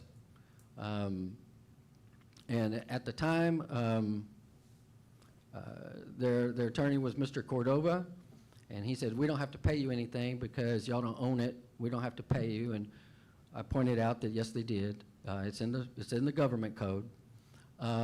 So then the port said, hey, City of Freeport looks like they're going to fight. So they hired Mr. McFarland. He's the #1 eminent domain attorney in the whole state of Texas. He's widely acknowledged as being the best at eminent domain. And you see here, in April of 2021, sent a letter, said, we're going to pay you $39,000. You know, we're going to play hardball. Y'all didn't take $400,000? Well, guess what? We're only going to pay you $39,000. And we're just going to file eminent domain. We're going to take it from Freeport. So then, I guess they didn't think we were going to look at the law. They thought, oh, Freeport, little town, we can just bluff them into it. So I went and pulled the law. And if eminent domain, you're going to use eminent domain, one government entity against the other one, these are the rules you have to follow. #1, the paramount importance rule. Okay, which government, what you're doing, what is most important, what would take priority, right? And then the #2, the most important, they have to show that it cannot be practically accomplished in any other way. And that case further said that, so they would have to go in front of a jury. They could not avoid going to a jury. The port would have to go to a jury. #1, they'd have to tell everybody what they're going to do with that property. They never told anybody what they want to do with it. They still haven't told anybody what they want to do with it. We were asking. They wouldn't tell us, right? So they had to say exactly what they're going to do with that property, and then they have to say that whatever they're going to do, it's impossible to do on any other land that they own. And cost is not an issue.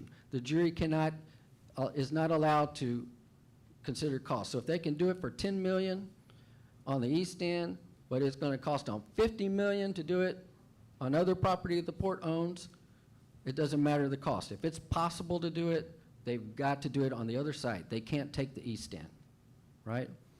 Now, at this point, we're prepared. We could go to a jury. They cannot avoid a jury. We can go to a jury and see what the jury says. Is it impossible? Whatever y'all going to do, it's impossible. We put up signs. I went to the port's website, and they said, we've got 3,000 acres that we can develop. They're trying to get customers for the port. They got land everywhere. So how are we going to improve? It's impossible. Whatever they're going to do on the east end, they couldn't do any place else, right? So at that point, you know, we have a decision. The council has a decision. That's not my decision. My decision is get them in the best position. Make sure they don't make a bad deal. Get them in the position to be able to win the case, and then they decide what they want to do. So what happened is Port of Freeport settled, and they paid over $9 million, which is almost exactly what the engineers I hired said the depreciated value was worth. So that's an example.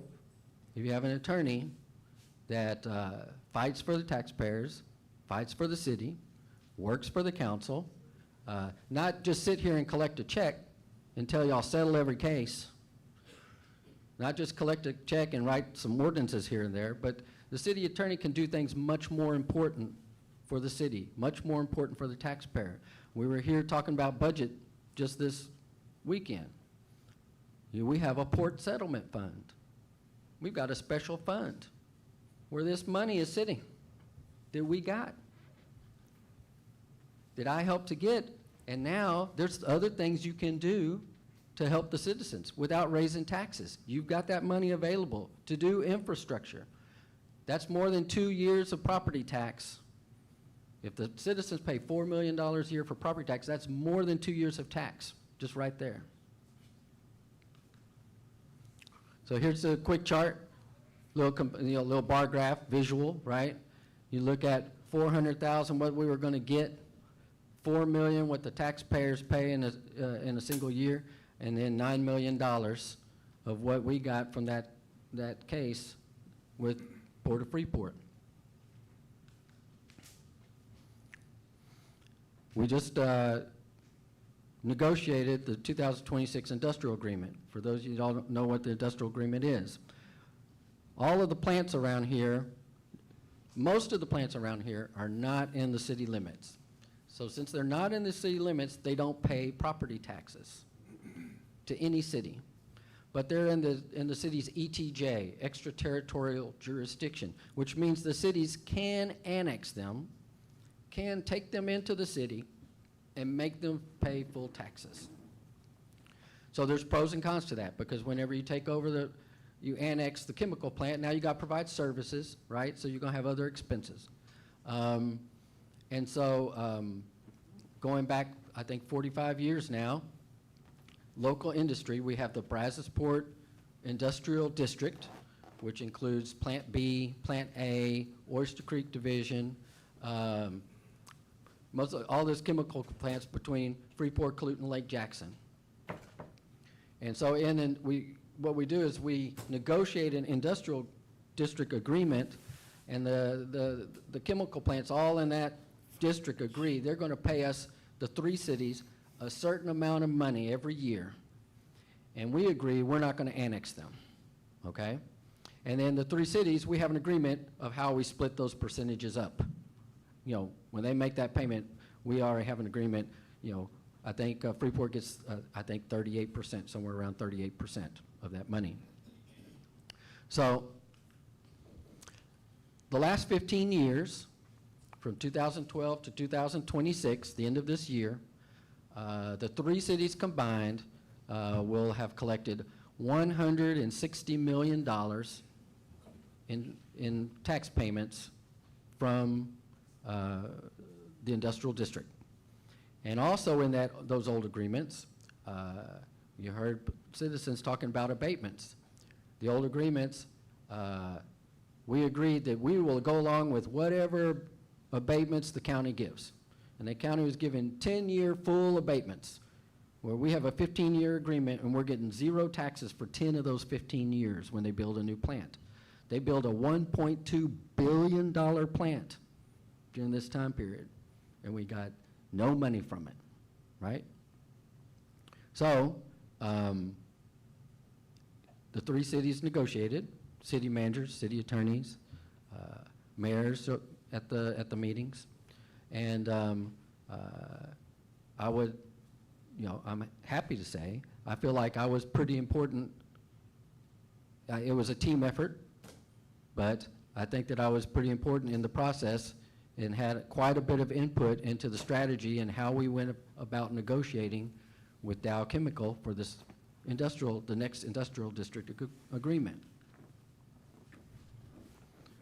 So in the end, from 27 to 41 for the next industrial district agreement, if the appraised value of all the chemical plants only increases 1.5% per year, the three cities will be paid $344 million instead of $160 million. Now, historically, those chemical plants have all, appraised value have all gone up about 5% per year.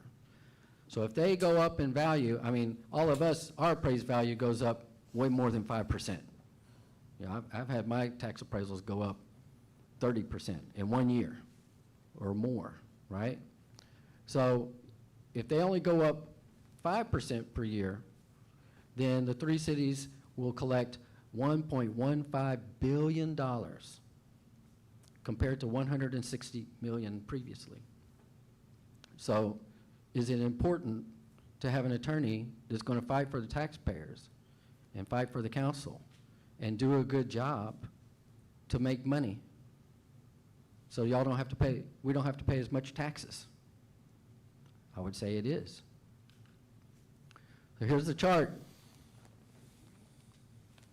The 160 million versus 344 million versus what I believe would be the more likely result, $1.15 billion over the next 15 years.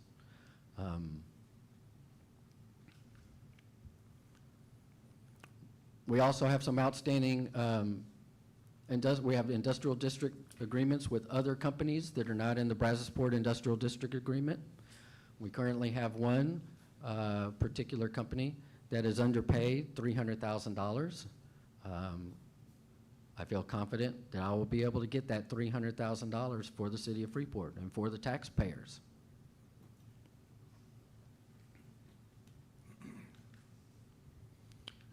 Covarrubias lawsuit. The city hired Covarrubias Construction to do renovations on the city hall downtown. In the contract, they were supposed to do the work and then get paid after the work is done. However, they did an invoice and asked for $345,000, and the former administration paid it when they should not have, without council's permission, without that being in the contract. That's in litigation right now. The TML insurance company, the city has insurance, can only defend lawsuits. They cannot bring lawsuits for collections, right? So I'm working with those attorneys, and they're defending the lawsuits brought by Covarrubias against the city. But I'm the one in charge that's supposed to be collecting that $345,000. I filed that suit. We have depositions, first and second week of July, for us to get the folks under oath, ask them questions, trace the money, where did it go? Because they got the $345,000. They didn't do anything for it, and they didn't pay it back. They said they bought some equipment with it, but they didn't give us the equipment. And it's a small world, and I live down here, and I grew up down here, and I know a lot of people, and I know where some of that $345,000 went, and I can find it. So, but you have to have an attorney. If we just sue the LLC, their company, the contract was with their LLC. Well, the LLC has no money, you're not going to get any money, right? So you need to have an attorney that knows how to sue them and get to them personally, which we have, which I have. So that's in the works. That's an active case. And like I said, things are going to be happening very soon in the next few weeks on the Covarrubias case. Hot tax, since I've been here, and I came here beginning of August. One of the first things that was presented to me was there was a hot tax case, a business that had not paid their hot taxes. The case had been sitting there for 3 years while Olson and Olson was the city attorney, and they hadn't really taken much of any action. Within the first couple of weeks, I talked to the guy. He came in, wrote a $30,000 check, got on a payment plan, and now we've collected more than $60,000. So you have an attorneys that sit there for 3 years and just get a paycheck, or do you want an attorney that's going to go out and get money so y'all don't have to pay as much taxes? So on top of those things of bringing money to the city, which I don't know any other city attorneys that have brought money to their city the way that I brought money to the city of Freeport. But on top of that, Freeport has a lot of things going on right now. We got civil service, the new Civil Service Commission. Had never had that before. Most cities don't have, our size, do not have a Civil Service Commission. There's a lot of work that needs to take place. The commission is working to set the rules, right? The city council, y'all approved a budget for $30,000 for attorney to advise the Civil Service Commission. We're pretty much, the commission is in their final draft of the rules, and I've only billed $6,600. Am I just billing to sit around and collect a check, or am I taking action? The Veolia contract, extremely important contract. They handle all of our water, wastewater. It's a long-term contract. These contracts don't come up very often. You usually do long-term contracts, right? So this is something that needed to be done that hasn't been done in a while, yet another action that requires work from an attorney that's not normally on the list, right? There's a lot of unhappiness with Veolia. A lot of things that they were supposed to be doing under the contract, they weren't doing. But the problem is, you're in the position of, well, if they're not doing their job, you have to cancel a contract, and then who's going to run your water, wastewater the next day?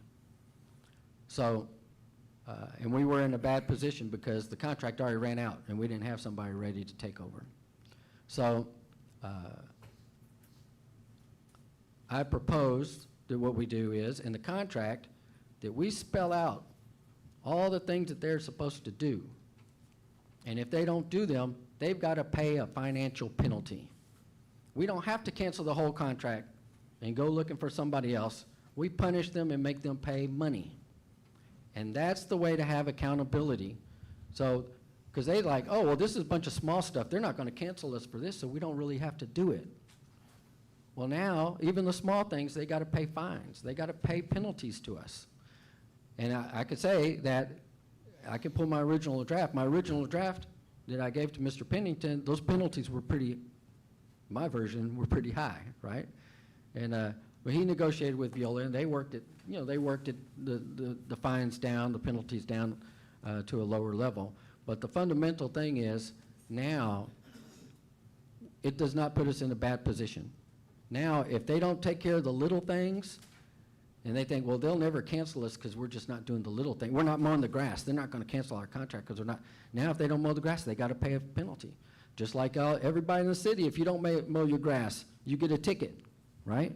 So, and we were probably a week before passing this agreement, and Veolia's attorney did not want to agree to pay any penalties. He said they don't have a contract like this any place in the United States or Canada where they have to pay penalties like this, right? And I talked to him on the phone, and I convinced him. And the week before y'all voted on it, they agreed to the penalties. We've got a lot of pending, had a lot of pending lawsuits since I'm here, mostly lawsuits by attorney Clay Thomas. So I'm expected to, most of those are being represented by our TML insurance law firms, but they contact me a lot. They ask questions. They need somebody local. They need documents. They need questions answered, right? And so I don't think the city of Freeport has had this many lawsuits going on at one time. So a little more than the normal workload. I calculated this about last month, but since I started in August, we did more than 120 ordinances and resolutions. I don't know if y'all remember Mr. Pennington having agendas with 35 items, might ring a bell. We've had 2 ethics complaints, 2 recall petitions, had to do the Surfside interlocal agreement, work that out, work those details out. I had counted 79 contracts, and in last month, I looked, and from August to that time, I'd had over 5,200 emails from me to staff. So there's a lot of work going on for the city of Freeport that I'm doing that is benefiting you and the citizens. So another benefit is it's nice to be able to have a good reputation around the state of Texas. And one way to have a good reputation is have a city attorney that's recognized by other attorneys in the state as a good attorney that knows what he's talking about related to municipal law. In 2024, every year the City Attorney Association, every city attorney in the state of Texas comes together for a conference. And attorneys were required to have continuing education. So we've got to go to classes and learn 15 hours of material every year. And so at that conference, we sit there for days and we get our 15 hours of classes. Well, they ask attorneys that they believe are specialists, that know what they're talking about, to give those presentations. In 2024, the Texas City Attorney Association asked me to be a speaker, and I gave a presentation on ethics to a room of 300 or 400 city attorneys. They try not to have the same speakers over and over, but also all 300 and 400 of those people, attorneys from all over the state, whenever you speak, they give you a rating. And the TCAA looks at the rating. And if you got a good rating, if the attorneys respected what you had to say and thought that it was worth their time to listen to you talk, then they will invite you to come back and talk again. And so June 23rd, this month, at the annual conference, I'm speaking again, giving a presentation on how to enforce franchise agreements. Franchise agreements are related to garbage collection. If you contract your garbage collection out to another company, like AmeriWaste, right? How do you handle those? How do you enforce those, right? And so that's what I'm going to be speaking about here in a couple of weeks in front of all the city attorneys in the state of Texas, and they're going to be getting educational credits for attending the class I'm teaching. So that's all I have for my presentation. I believe that though, since we just had this this budget meeting, right? And we're talking about how much money we have, and how are we gonna stretch it to pay for what we need to do to take care of the people in Freeport, right? And Mr. McDonald, you had opinions about the budget process, and I listened to you. I listened to what you had to say. I listened to everything you had to say, right? And I remember you saying, hey, I'm going to doge this, right? I'm going to cut the waste, right? And you said you pay more taxes probably than everybody else up here in the city of Freeport, and you want to reduce taxes. You want to reduce the tax burden on the people that live in the city of Freeport. So after I've showed you, I guess, the money that I'm bringing to the city of Freeport, I expect that you will love me, because I believe that I've done more than any other person, any other attorney, any other councilman. I brought more money to the city of Freeport than anybody has. If you know of anybody that brought more money than what I just covered to the city of Freeport, you've been here a long time, I expect you will tell me. But I don't expect you'll have any names, right? You said you want to do infrastructure. You want to hire more workers for public streets, drainage, take care of the infrastructure. The police need more pay. You said that if we need to hire high-quality, qualified employees, and that's going to cost money to do that. So I would expect that you would see this, you would say, hey, this is the guy we need as our city attorney because he's producing the money and the big money and the money that will let us do those things. So I have no direct knowledge, right? I've heard people come up and say different things, right?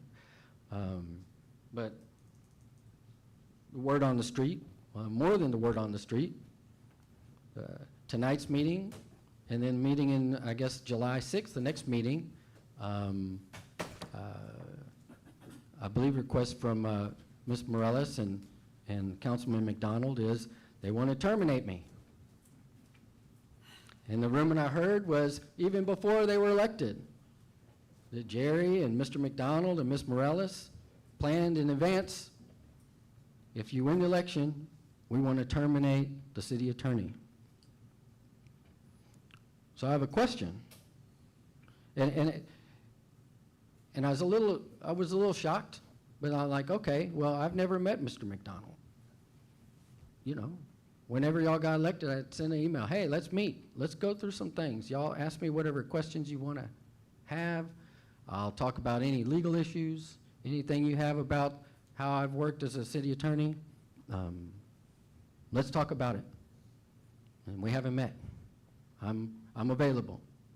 We had a date and it was canceled, and then I said, I'm available anytime, and y'all haven't met with me yet. So I've never had an opportunity to even sit down and meet you, Mr. McDonald. But I just want to ask the question, is it true that even before you're elected, your intention was that you wanted to fire me?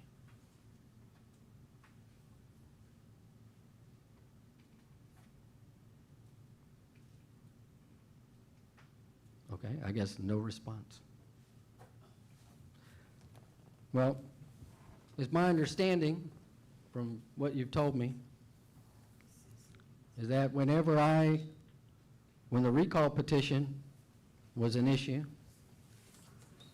and I told the council they have a ministerial duty that they're required to vote yes on the petition. It's a ministerial duty. Did you feel that I lied to you? Is that how you feel? Do you feel that I lied to you about that? Was that a head shake yes? Yes. Did the cat get your tongue? I never thought you to be a shy man, Mr. McDonald. I've got a comment. Could I Sure. enter? Right here on this thing that we've got here says city will not discuss any matters. So what are you asking us questions for? We're not supposed to discuss anything with you. That's what you've got on here. I don't see that on the agenda. You want me to show you my agenda? Sure. Come over here and I'll show it to you. Says will not discuss any matters protected by attorney-client Thank you. privilege. I'm not asking a question regarding attorney-client privilege. I just like, you know, if you're, I guess, brave enough to say, you can speak out and say.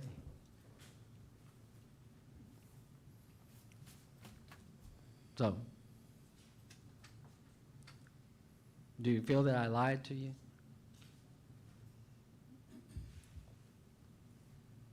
All right. So,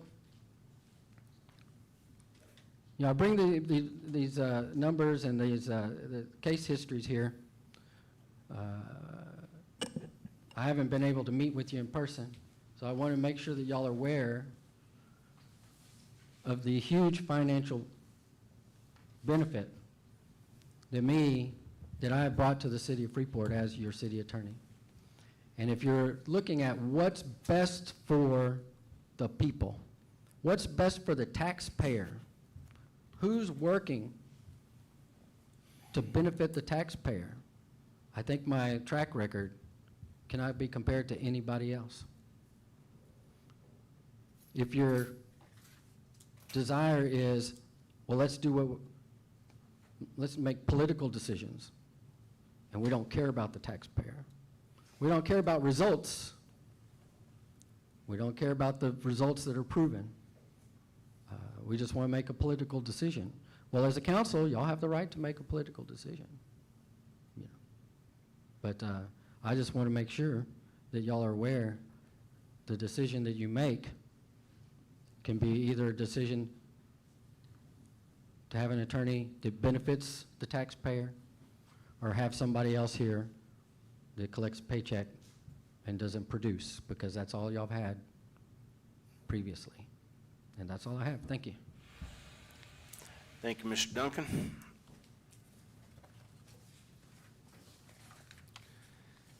Agenda item 4F. Before we move on, Mr. Reyna.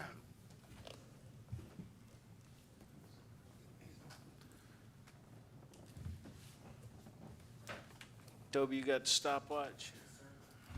Good evening, Council, Mayor, Dr. Kelly. My name is Sam Reyna, and I reside in 2002, North Avenue G. If I had the time, you cannot rebut when you're up here, no rebutting with the council. And that's a rule that's been in place forever. So I can't ask you anything. If I do, you don't have to answer. And that is the ordinance. No rebutting. You're up here asking them questions that they cannot answer. Anyway, on May 2021, City Attorney Christopher Duncan filed a lawsuit on Motel 6. Defendant had failed to pay HOT a total of 24 calendar months. Plaintiff, City of Freeport, seeks recovery of the following damages as specifically authorized under Section 351.004 of the Texas Penal Code, tax code, I mean. Delinquent taxes, $34,699.66. A 15% statutory penalty of $4,614.96. Interest in the sum of $1,649.67 for a total of $40,964.29, and reasonable attorney fees. Chris Duncan was fired by the City of Freeport, and EDC Attorney Olson and Olson took over as interim city attorneys. May 2024, Andrea Can, with Olson and Olson, amended Chris Duncan's petition to wit, delinquent taxes, $64,542.66, 15% statutory penalty of $9,681.39, 6% statutory interest of $3,872.56, a total of $78,096.61, and attorney fees. Mr. Duncan, again, hired as the city attorney in 2025. He was rehired in 2025. When Andrea Can made some court filings, Duncan jumped in and took over the case. There was a lot of money on the table. For some reason, after he took the case from Andrea, he dismissed the case. Why did Duncan dismiss the lawsuit? He's the one that filed to start with. Was there a settlement agreement? If so, did the city receive the settlement funds? Court records do not contain an indication of a settlement. What happened to that money? You're looking at over $100,000. It makes no sense whatsoever. Deals like this are not in the best interest of the city. Several months back, I showed the council a copy of a hot check Chris Duncan had used to pay Mayor Troy Brimage. Duncan was behind on his rent money. Mr. Brimage addressed the issue several times. Then when Mayor Brimage demanded he paid his rent, Duncan paid him with a hot check. Well, it was not insufficient. It was a close account. That just tells you the character of the person. he owns rent and he pays you with a check, that there's no money there to close account. That's his character, that's his MO. What he said here today, all this agreement that he done today, Thank you, Mr. Reyna. damn, that was. That was Ooh, quick, man. 4 minutes. Anyway, I've got a lot, anybody wants to listen to what I've got to say about him, come to me. My address is 2002 North Avenue G, and I will discuss it. Thank you, Mr. Reyna. Agenda item 4F, discussion with the city attorney about update workload, projects, and progress made since he was hired in as Freeport city attorney. This was put on the agenda by Councilman Davis. The background information is just to inform the public what Freeport has been facing, attacking, and overcoming since Mr. Duncan has been hired as Freeport attorney. Councilman Davis. Yes. So, yes, I put that on the agenda because, like Mr. Duncan said, sounds like that it's going to come on the agenda here next meeting or so that council's going to be trying to fire the city attorney. So, it's possible. That's the rumor. So I wanted to give Mr. Duncan a chance to, get in front of the public, get in front of council, because Mr. Duncan also, when the new council was elected, he also sent out an email to all council members and to set up a meeting one-on-one, to have a one-on-one with you, to go over, things that updates on the workload and the projects, and because they wasn't here during the process of since he has been hired. So just to update them, get them up to speed. I may be mistaken, but I think I'm the only one that went and met with him. I'm not sure if that's, but it doesn't sound like nobody else went and met with him. So I wanted to give him the opportunity to get up in front of the people and let the people know, what the city's been going through. Some of the questions, been asked, by some people that's still here when we're talking about the Dow contract. Well, as you can see, they've been working, Duncan, Dr. Kelly, and the mayor has been there a couple of times. I don't know how many times, but he's been there. So he should be able to vouch for that and say, yeah, Duncan was, a big part of that. The whole cities came together finally as one, and fought together and stood their ground. And Dr. Kelly and Chris Duncan, our attorney, and the mayor was there. So they know.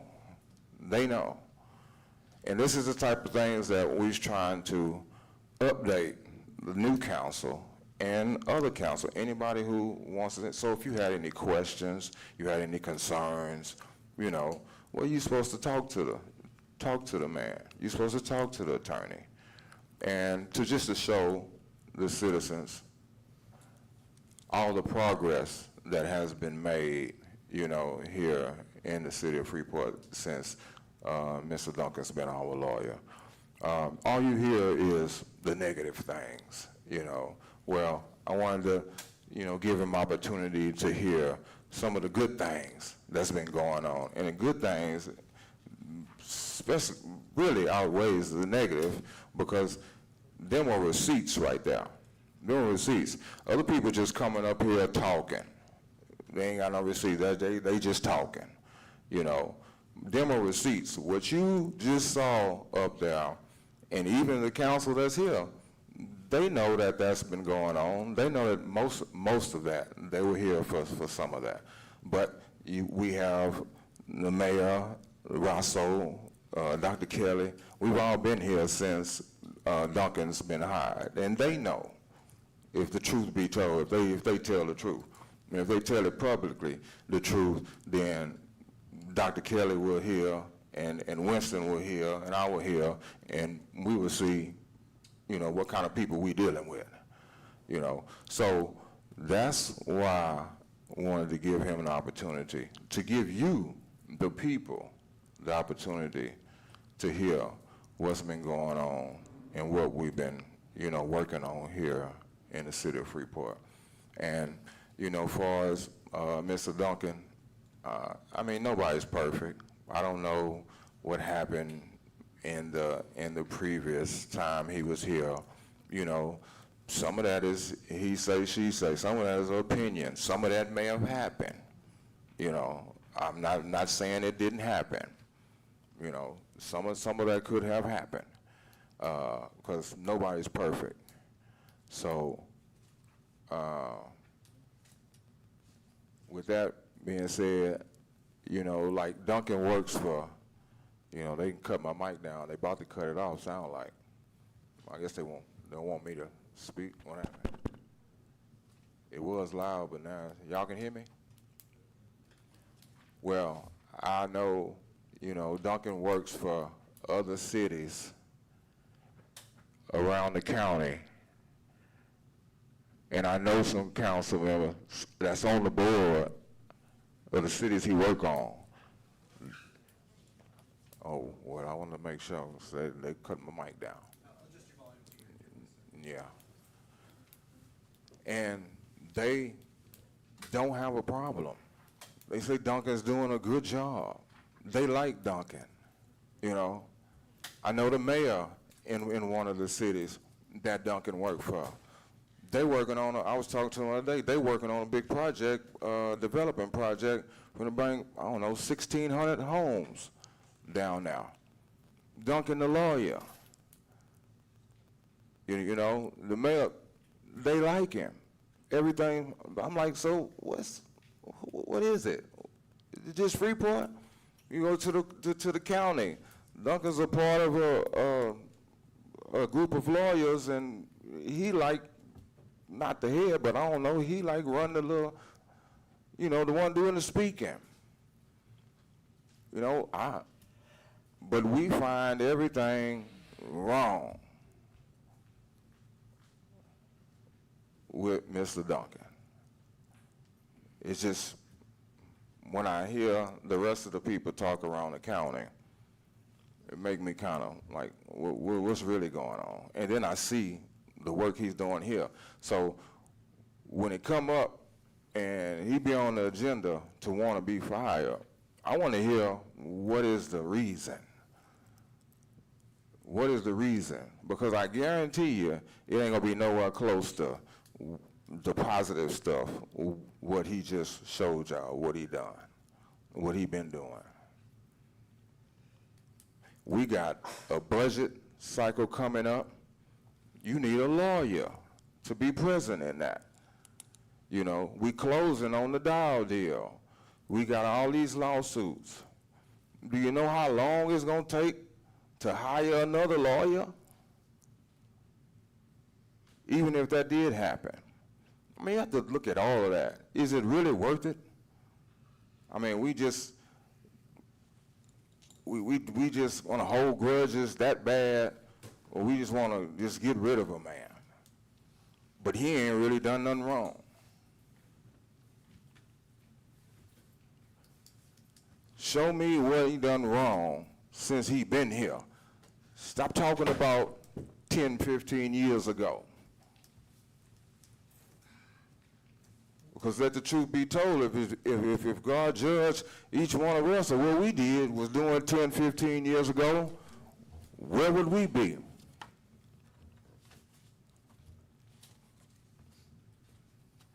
But so that's why I put that on the agenda. So I guess he's already gave his updates and stuff. So we don't have to do it again, not unless, but I want to ask him, did you have anything else to respond to maybe the comment that was made? Because he make a comment, but this is on the agenda. This ain't like a public speaker. When the public come up and speak, you can talk to somebody if you on the agenda. So that's what people just be talking, just be saying stuff. Okay, so I just want to address one thing quickly that was just said about the Motel 6 lawsuit. And that's one of those things that if you have a question about something and you sit down and talk to me about it and give me opportunity to show you the facts, then that can clear up a lot of misconception. Back in 2021, 2022, when the lawsuit was filed against Motel 6 originally, that number was correct. What happens is hotels, motels, they pay their hot tax quarterly, and they have to file a return every quarter, and they file a return with the state of Texas, and then they file one locally with the city. So every quarter, that number could change, right? So originally, when the lawsuit was filed, I think the number, I'm not remember the numbers that Mr. Reyna said specifically, but at that time, you talk to the finance director and they say, hey, these people, owe some hot tax. I'm like, okay, how much is it? I don't calculate the number. Finance director does. And it was $34,000. Well, the lawsuit, I got terminated, and the lawsuit sat there for 3 years. Well, that person, that hotel, motel, got further behind. They make some payments, they get behind on payments, so things change over 3 years. And so the case had been sitting there for a long time, and the judge was going to dismiss the case. And so Ms. Chan wanted to update it, and so she contacted Ashley, I think was the finance director at the time, and said, hey, how much do they owe? And that number was provided, right? So then some months later, whenever I get here, and I see that it's a case that's pending, and so I called Ashley and I say, okay, because apparently the taxpayer had paid up some of the money, right? So they had owed 74, and I called Ashley and say, okay, how much do they owe now? And they said, oh, well, they made some payments. So now their total was 64,000, I think, something like that, right? And so Mr. Reyna said, well, why was the lawsuit dismissed? Well, it's dismissed because, as I mentioned in the first couple of weeks I was here, I called the gentleman and I had a discussion with him, and we had a nice talk, and I told him, we want our motels in town to succeed.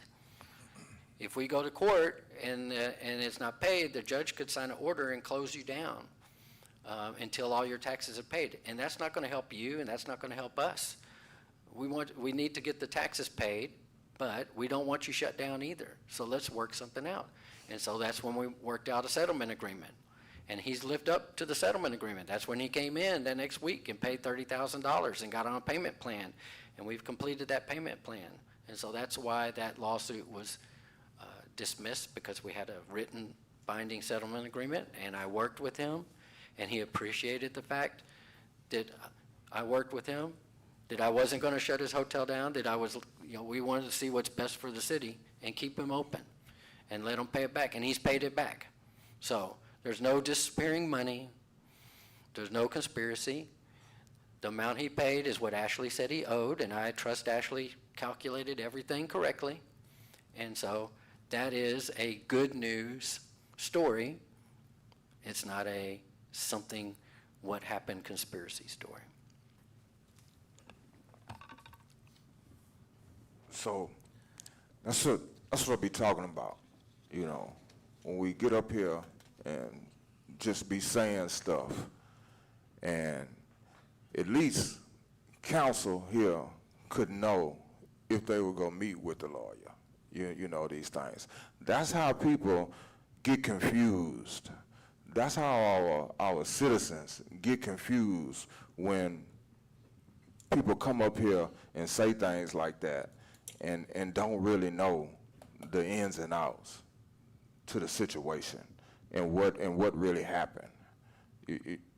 So that's what we have to do. I mean, ask your council member. Maybe he can, explain these things to you before we start coming up here and then saying these things, and we're confusing the people, because I hate that we can't respond to y'all, because some of that stuff, if we respond to y'all and let you know, no, we're working on that, no, well, that's not really what's happening. This is almost, the deal is almost done. It is, we are working on that. But we can't respond to you. Councilman Davis? Yes, sir. Can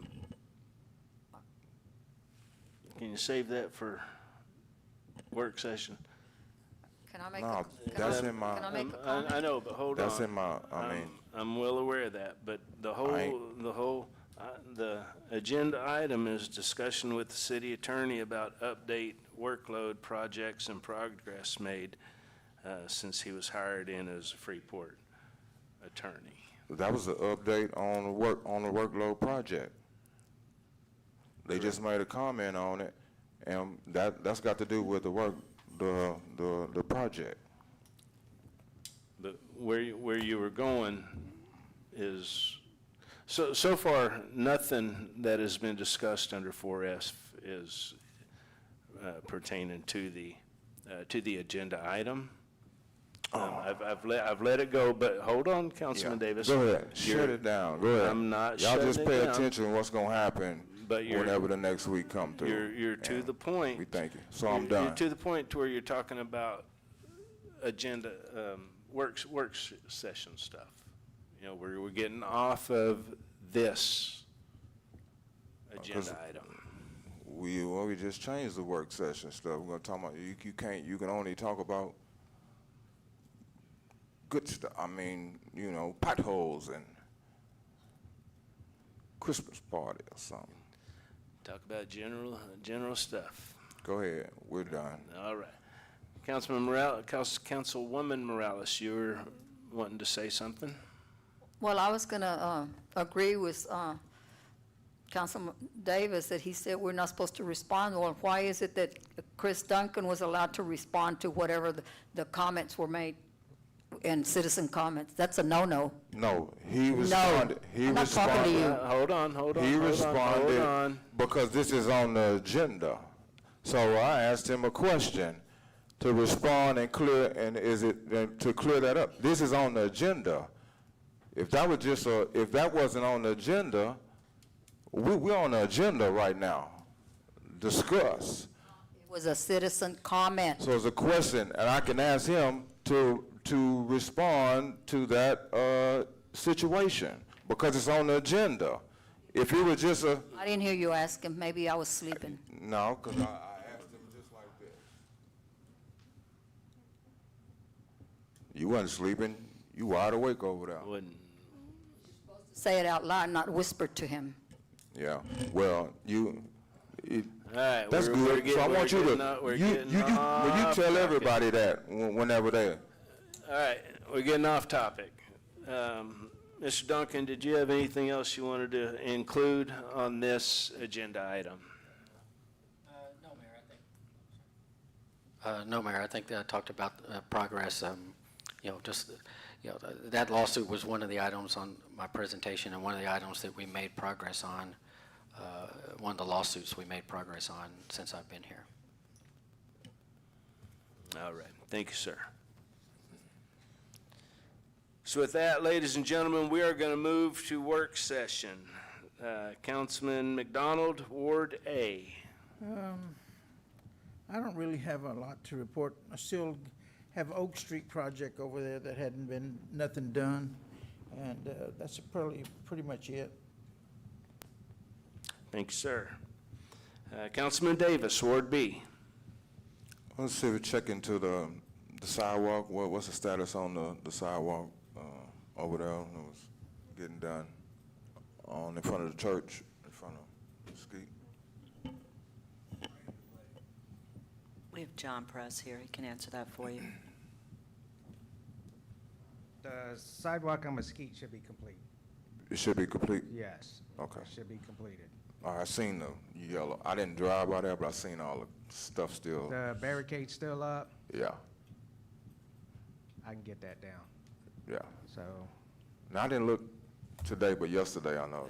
Verify it's complete before you take them down. no, everything's been poured, so Yeah. Probably just a drying stage, but I'll get the Okay. barricade down. It could be. And remember the issue with the trash? Did we get in contact with the lady? Did we find out what was going on? She did call me, and we did get the trash out. Y'all found it? Yes. Oh, okay. We found it. It's 'Cause I rode over there, I didn't see it, so I was like, yeah, we took care of it. I think about 10 minutes after you called me, or I called you, she Yeah. called me back. yeah, And my crew was like, we found it. yeah. So we got it taken care of. Yeah, well, make sure they tell me you called me. I didn't call you. No, Yeah, I it called was them telling you what to do. No. I Yeah. called you. All right. All right. Thank you. I appreciate it. All right, thank you.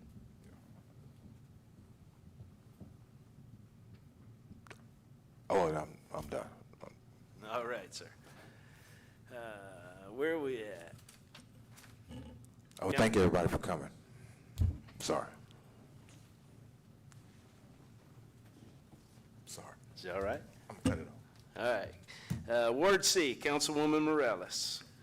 Yes, I'm excited. I just want to thank Dr. Kelly and John's people for fixing that. Y'all are still working on that alley. People are just elated. Thank you so much that they needed that alley fixed. And also that pile of dirt that I had called Dr. Kelly about, that's gone also, so I appreciate that. But that's all I have. Appreciate everything y'all are doing. Thank you. Thank you, ma'am. Ward D, Councilman Rosso. Thanking everyone for coming out for the meeting. Seems like we always start with a full house, and and we still have executive session, right? And usually when we come out of executive session, everybody's gone. But that's all right. We're going to make it. I want to thank everyone that came out for the senior citizens today. We had an awesome time together. We got great plans for this next time. And I'm excited about that. Also, I want to remind everyone about the Juneteenth. Mayor Bass, his team, and myself will be at the park there in Angleton, frying fish and tater tots, and it's free. And there will be, I guess, if it goes like it normally does, about 200 people. The parade is downtown Angleton, and it ends at the park there in Angleton, and you're all invited. The park behind Dickey Park, what's the name of that park? Bates Park. Mostly everybody knows where Bates Park is. You go by Dickey Park and just go all the way to the end, and it's an all-day affair. We'll be serving fish probably around noon. They got DJ. We got performances, and it's a grand occasion. So I'm inviting everyone to come out and be a part of it. I'm like Nicole, so glad that y'all got on that alley. All those new homes, all those brand new homes on that, right behind the furniture store. They're gonna really appreciate it, because that alley was toe up from the floor up. I mean potholes like you wouldn't believe in that alley. But hopefully they.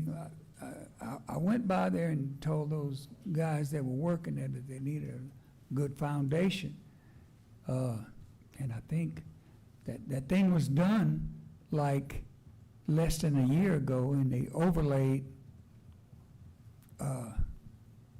unbelievable. That's a lot of money that was wasted, asphalt and material. So hopefully, if you do it right the first time, it'll be done right.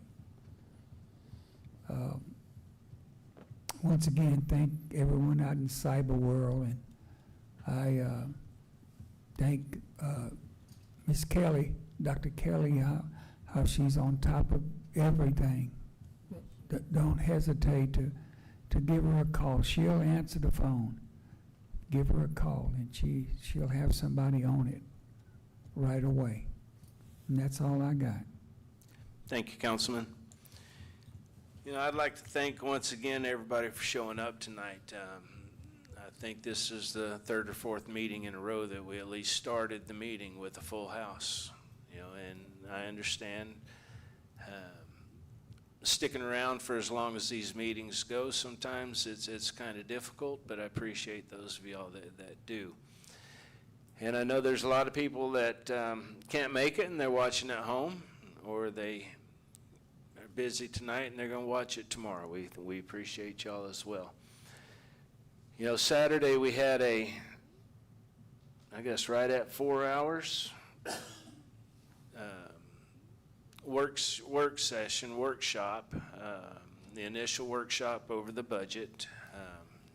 Ms. Oldham always is very, I can't think of the word I'm thinking of, but she loves the budget. She loves looking at the numbers and looking over everything. And I hate that you missed it Saturday, but I do hope you can make the next one. The next one is in July, the 11th, I believe. So we invite everybody. You know, this is y'all's money that we are talking about, and how we're going to spend it.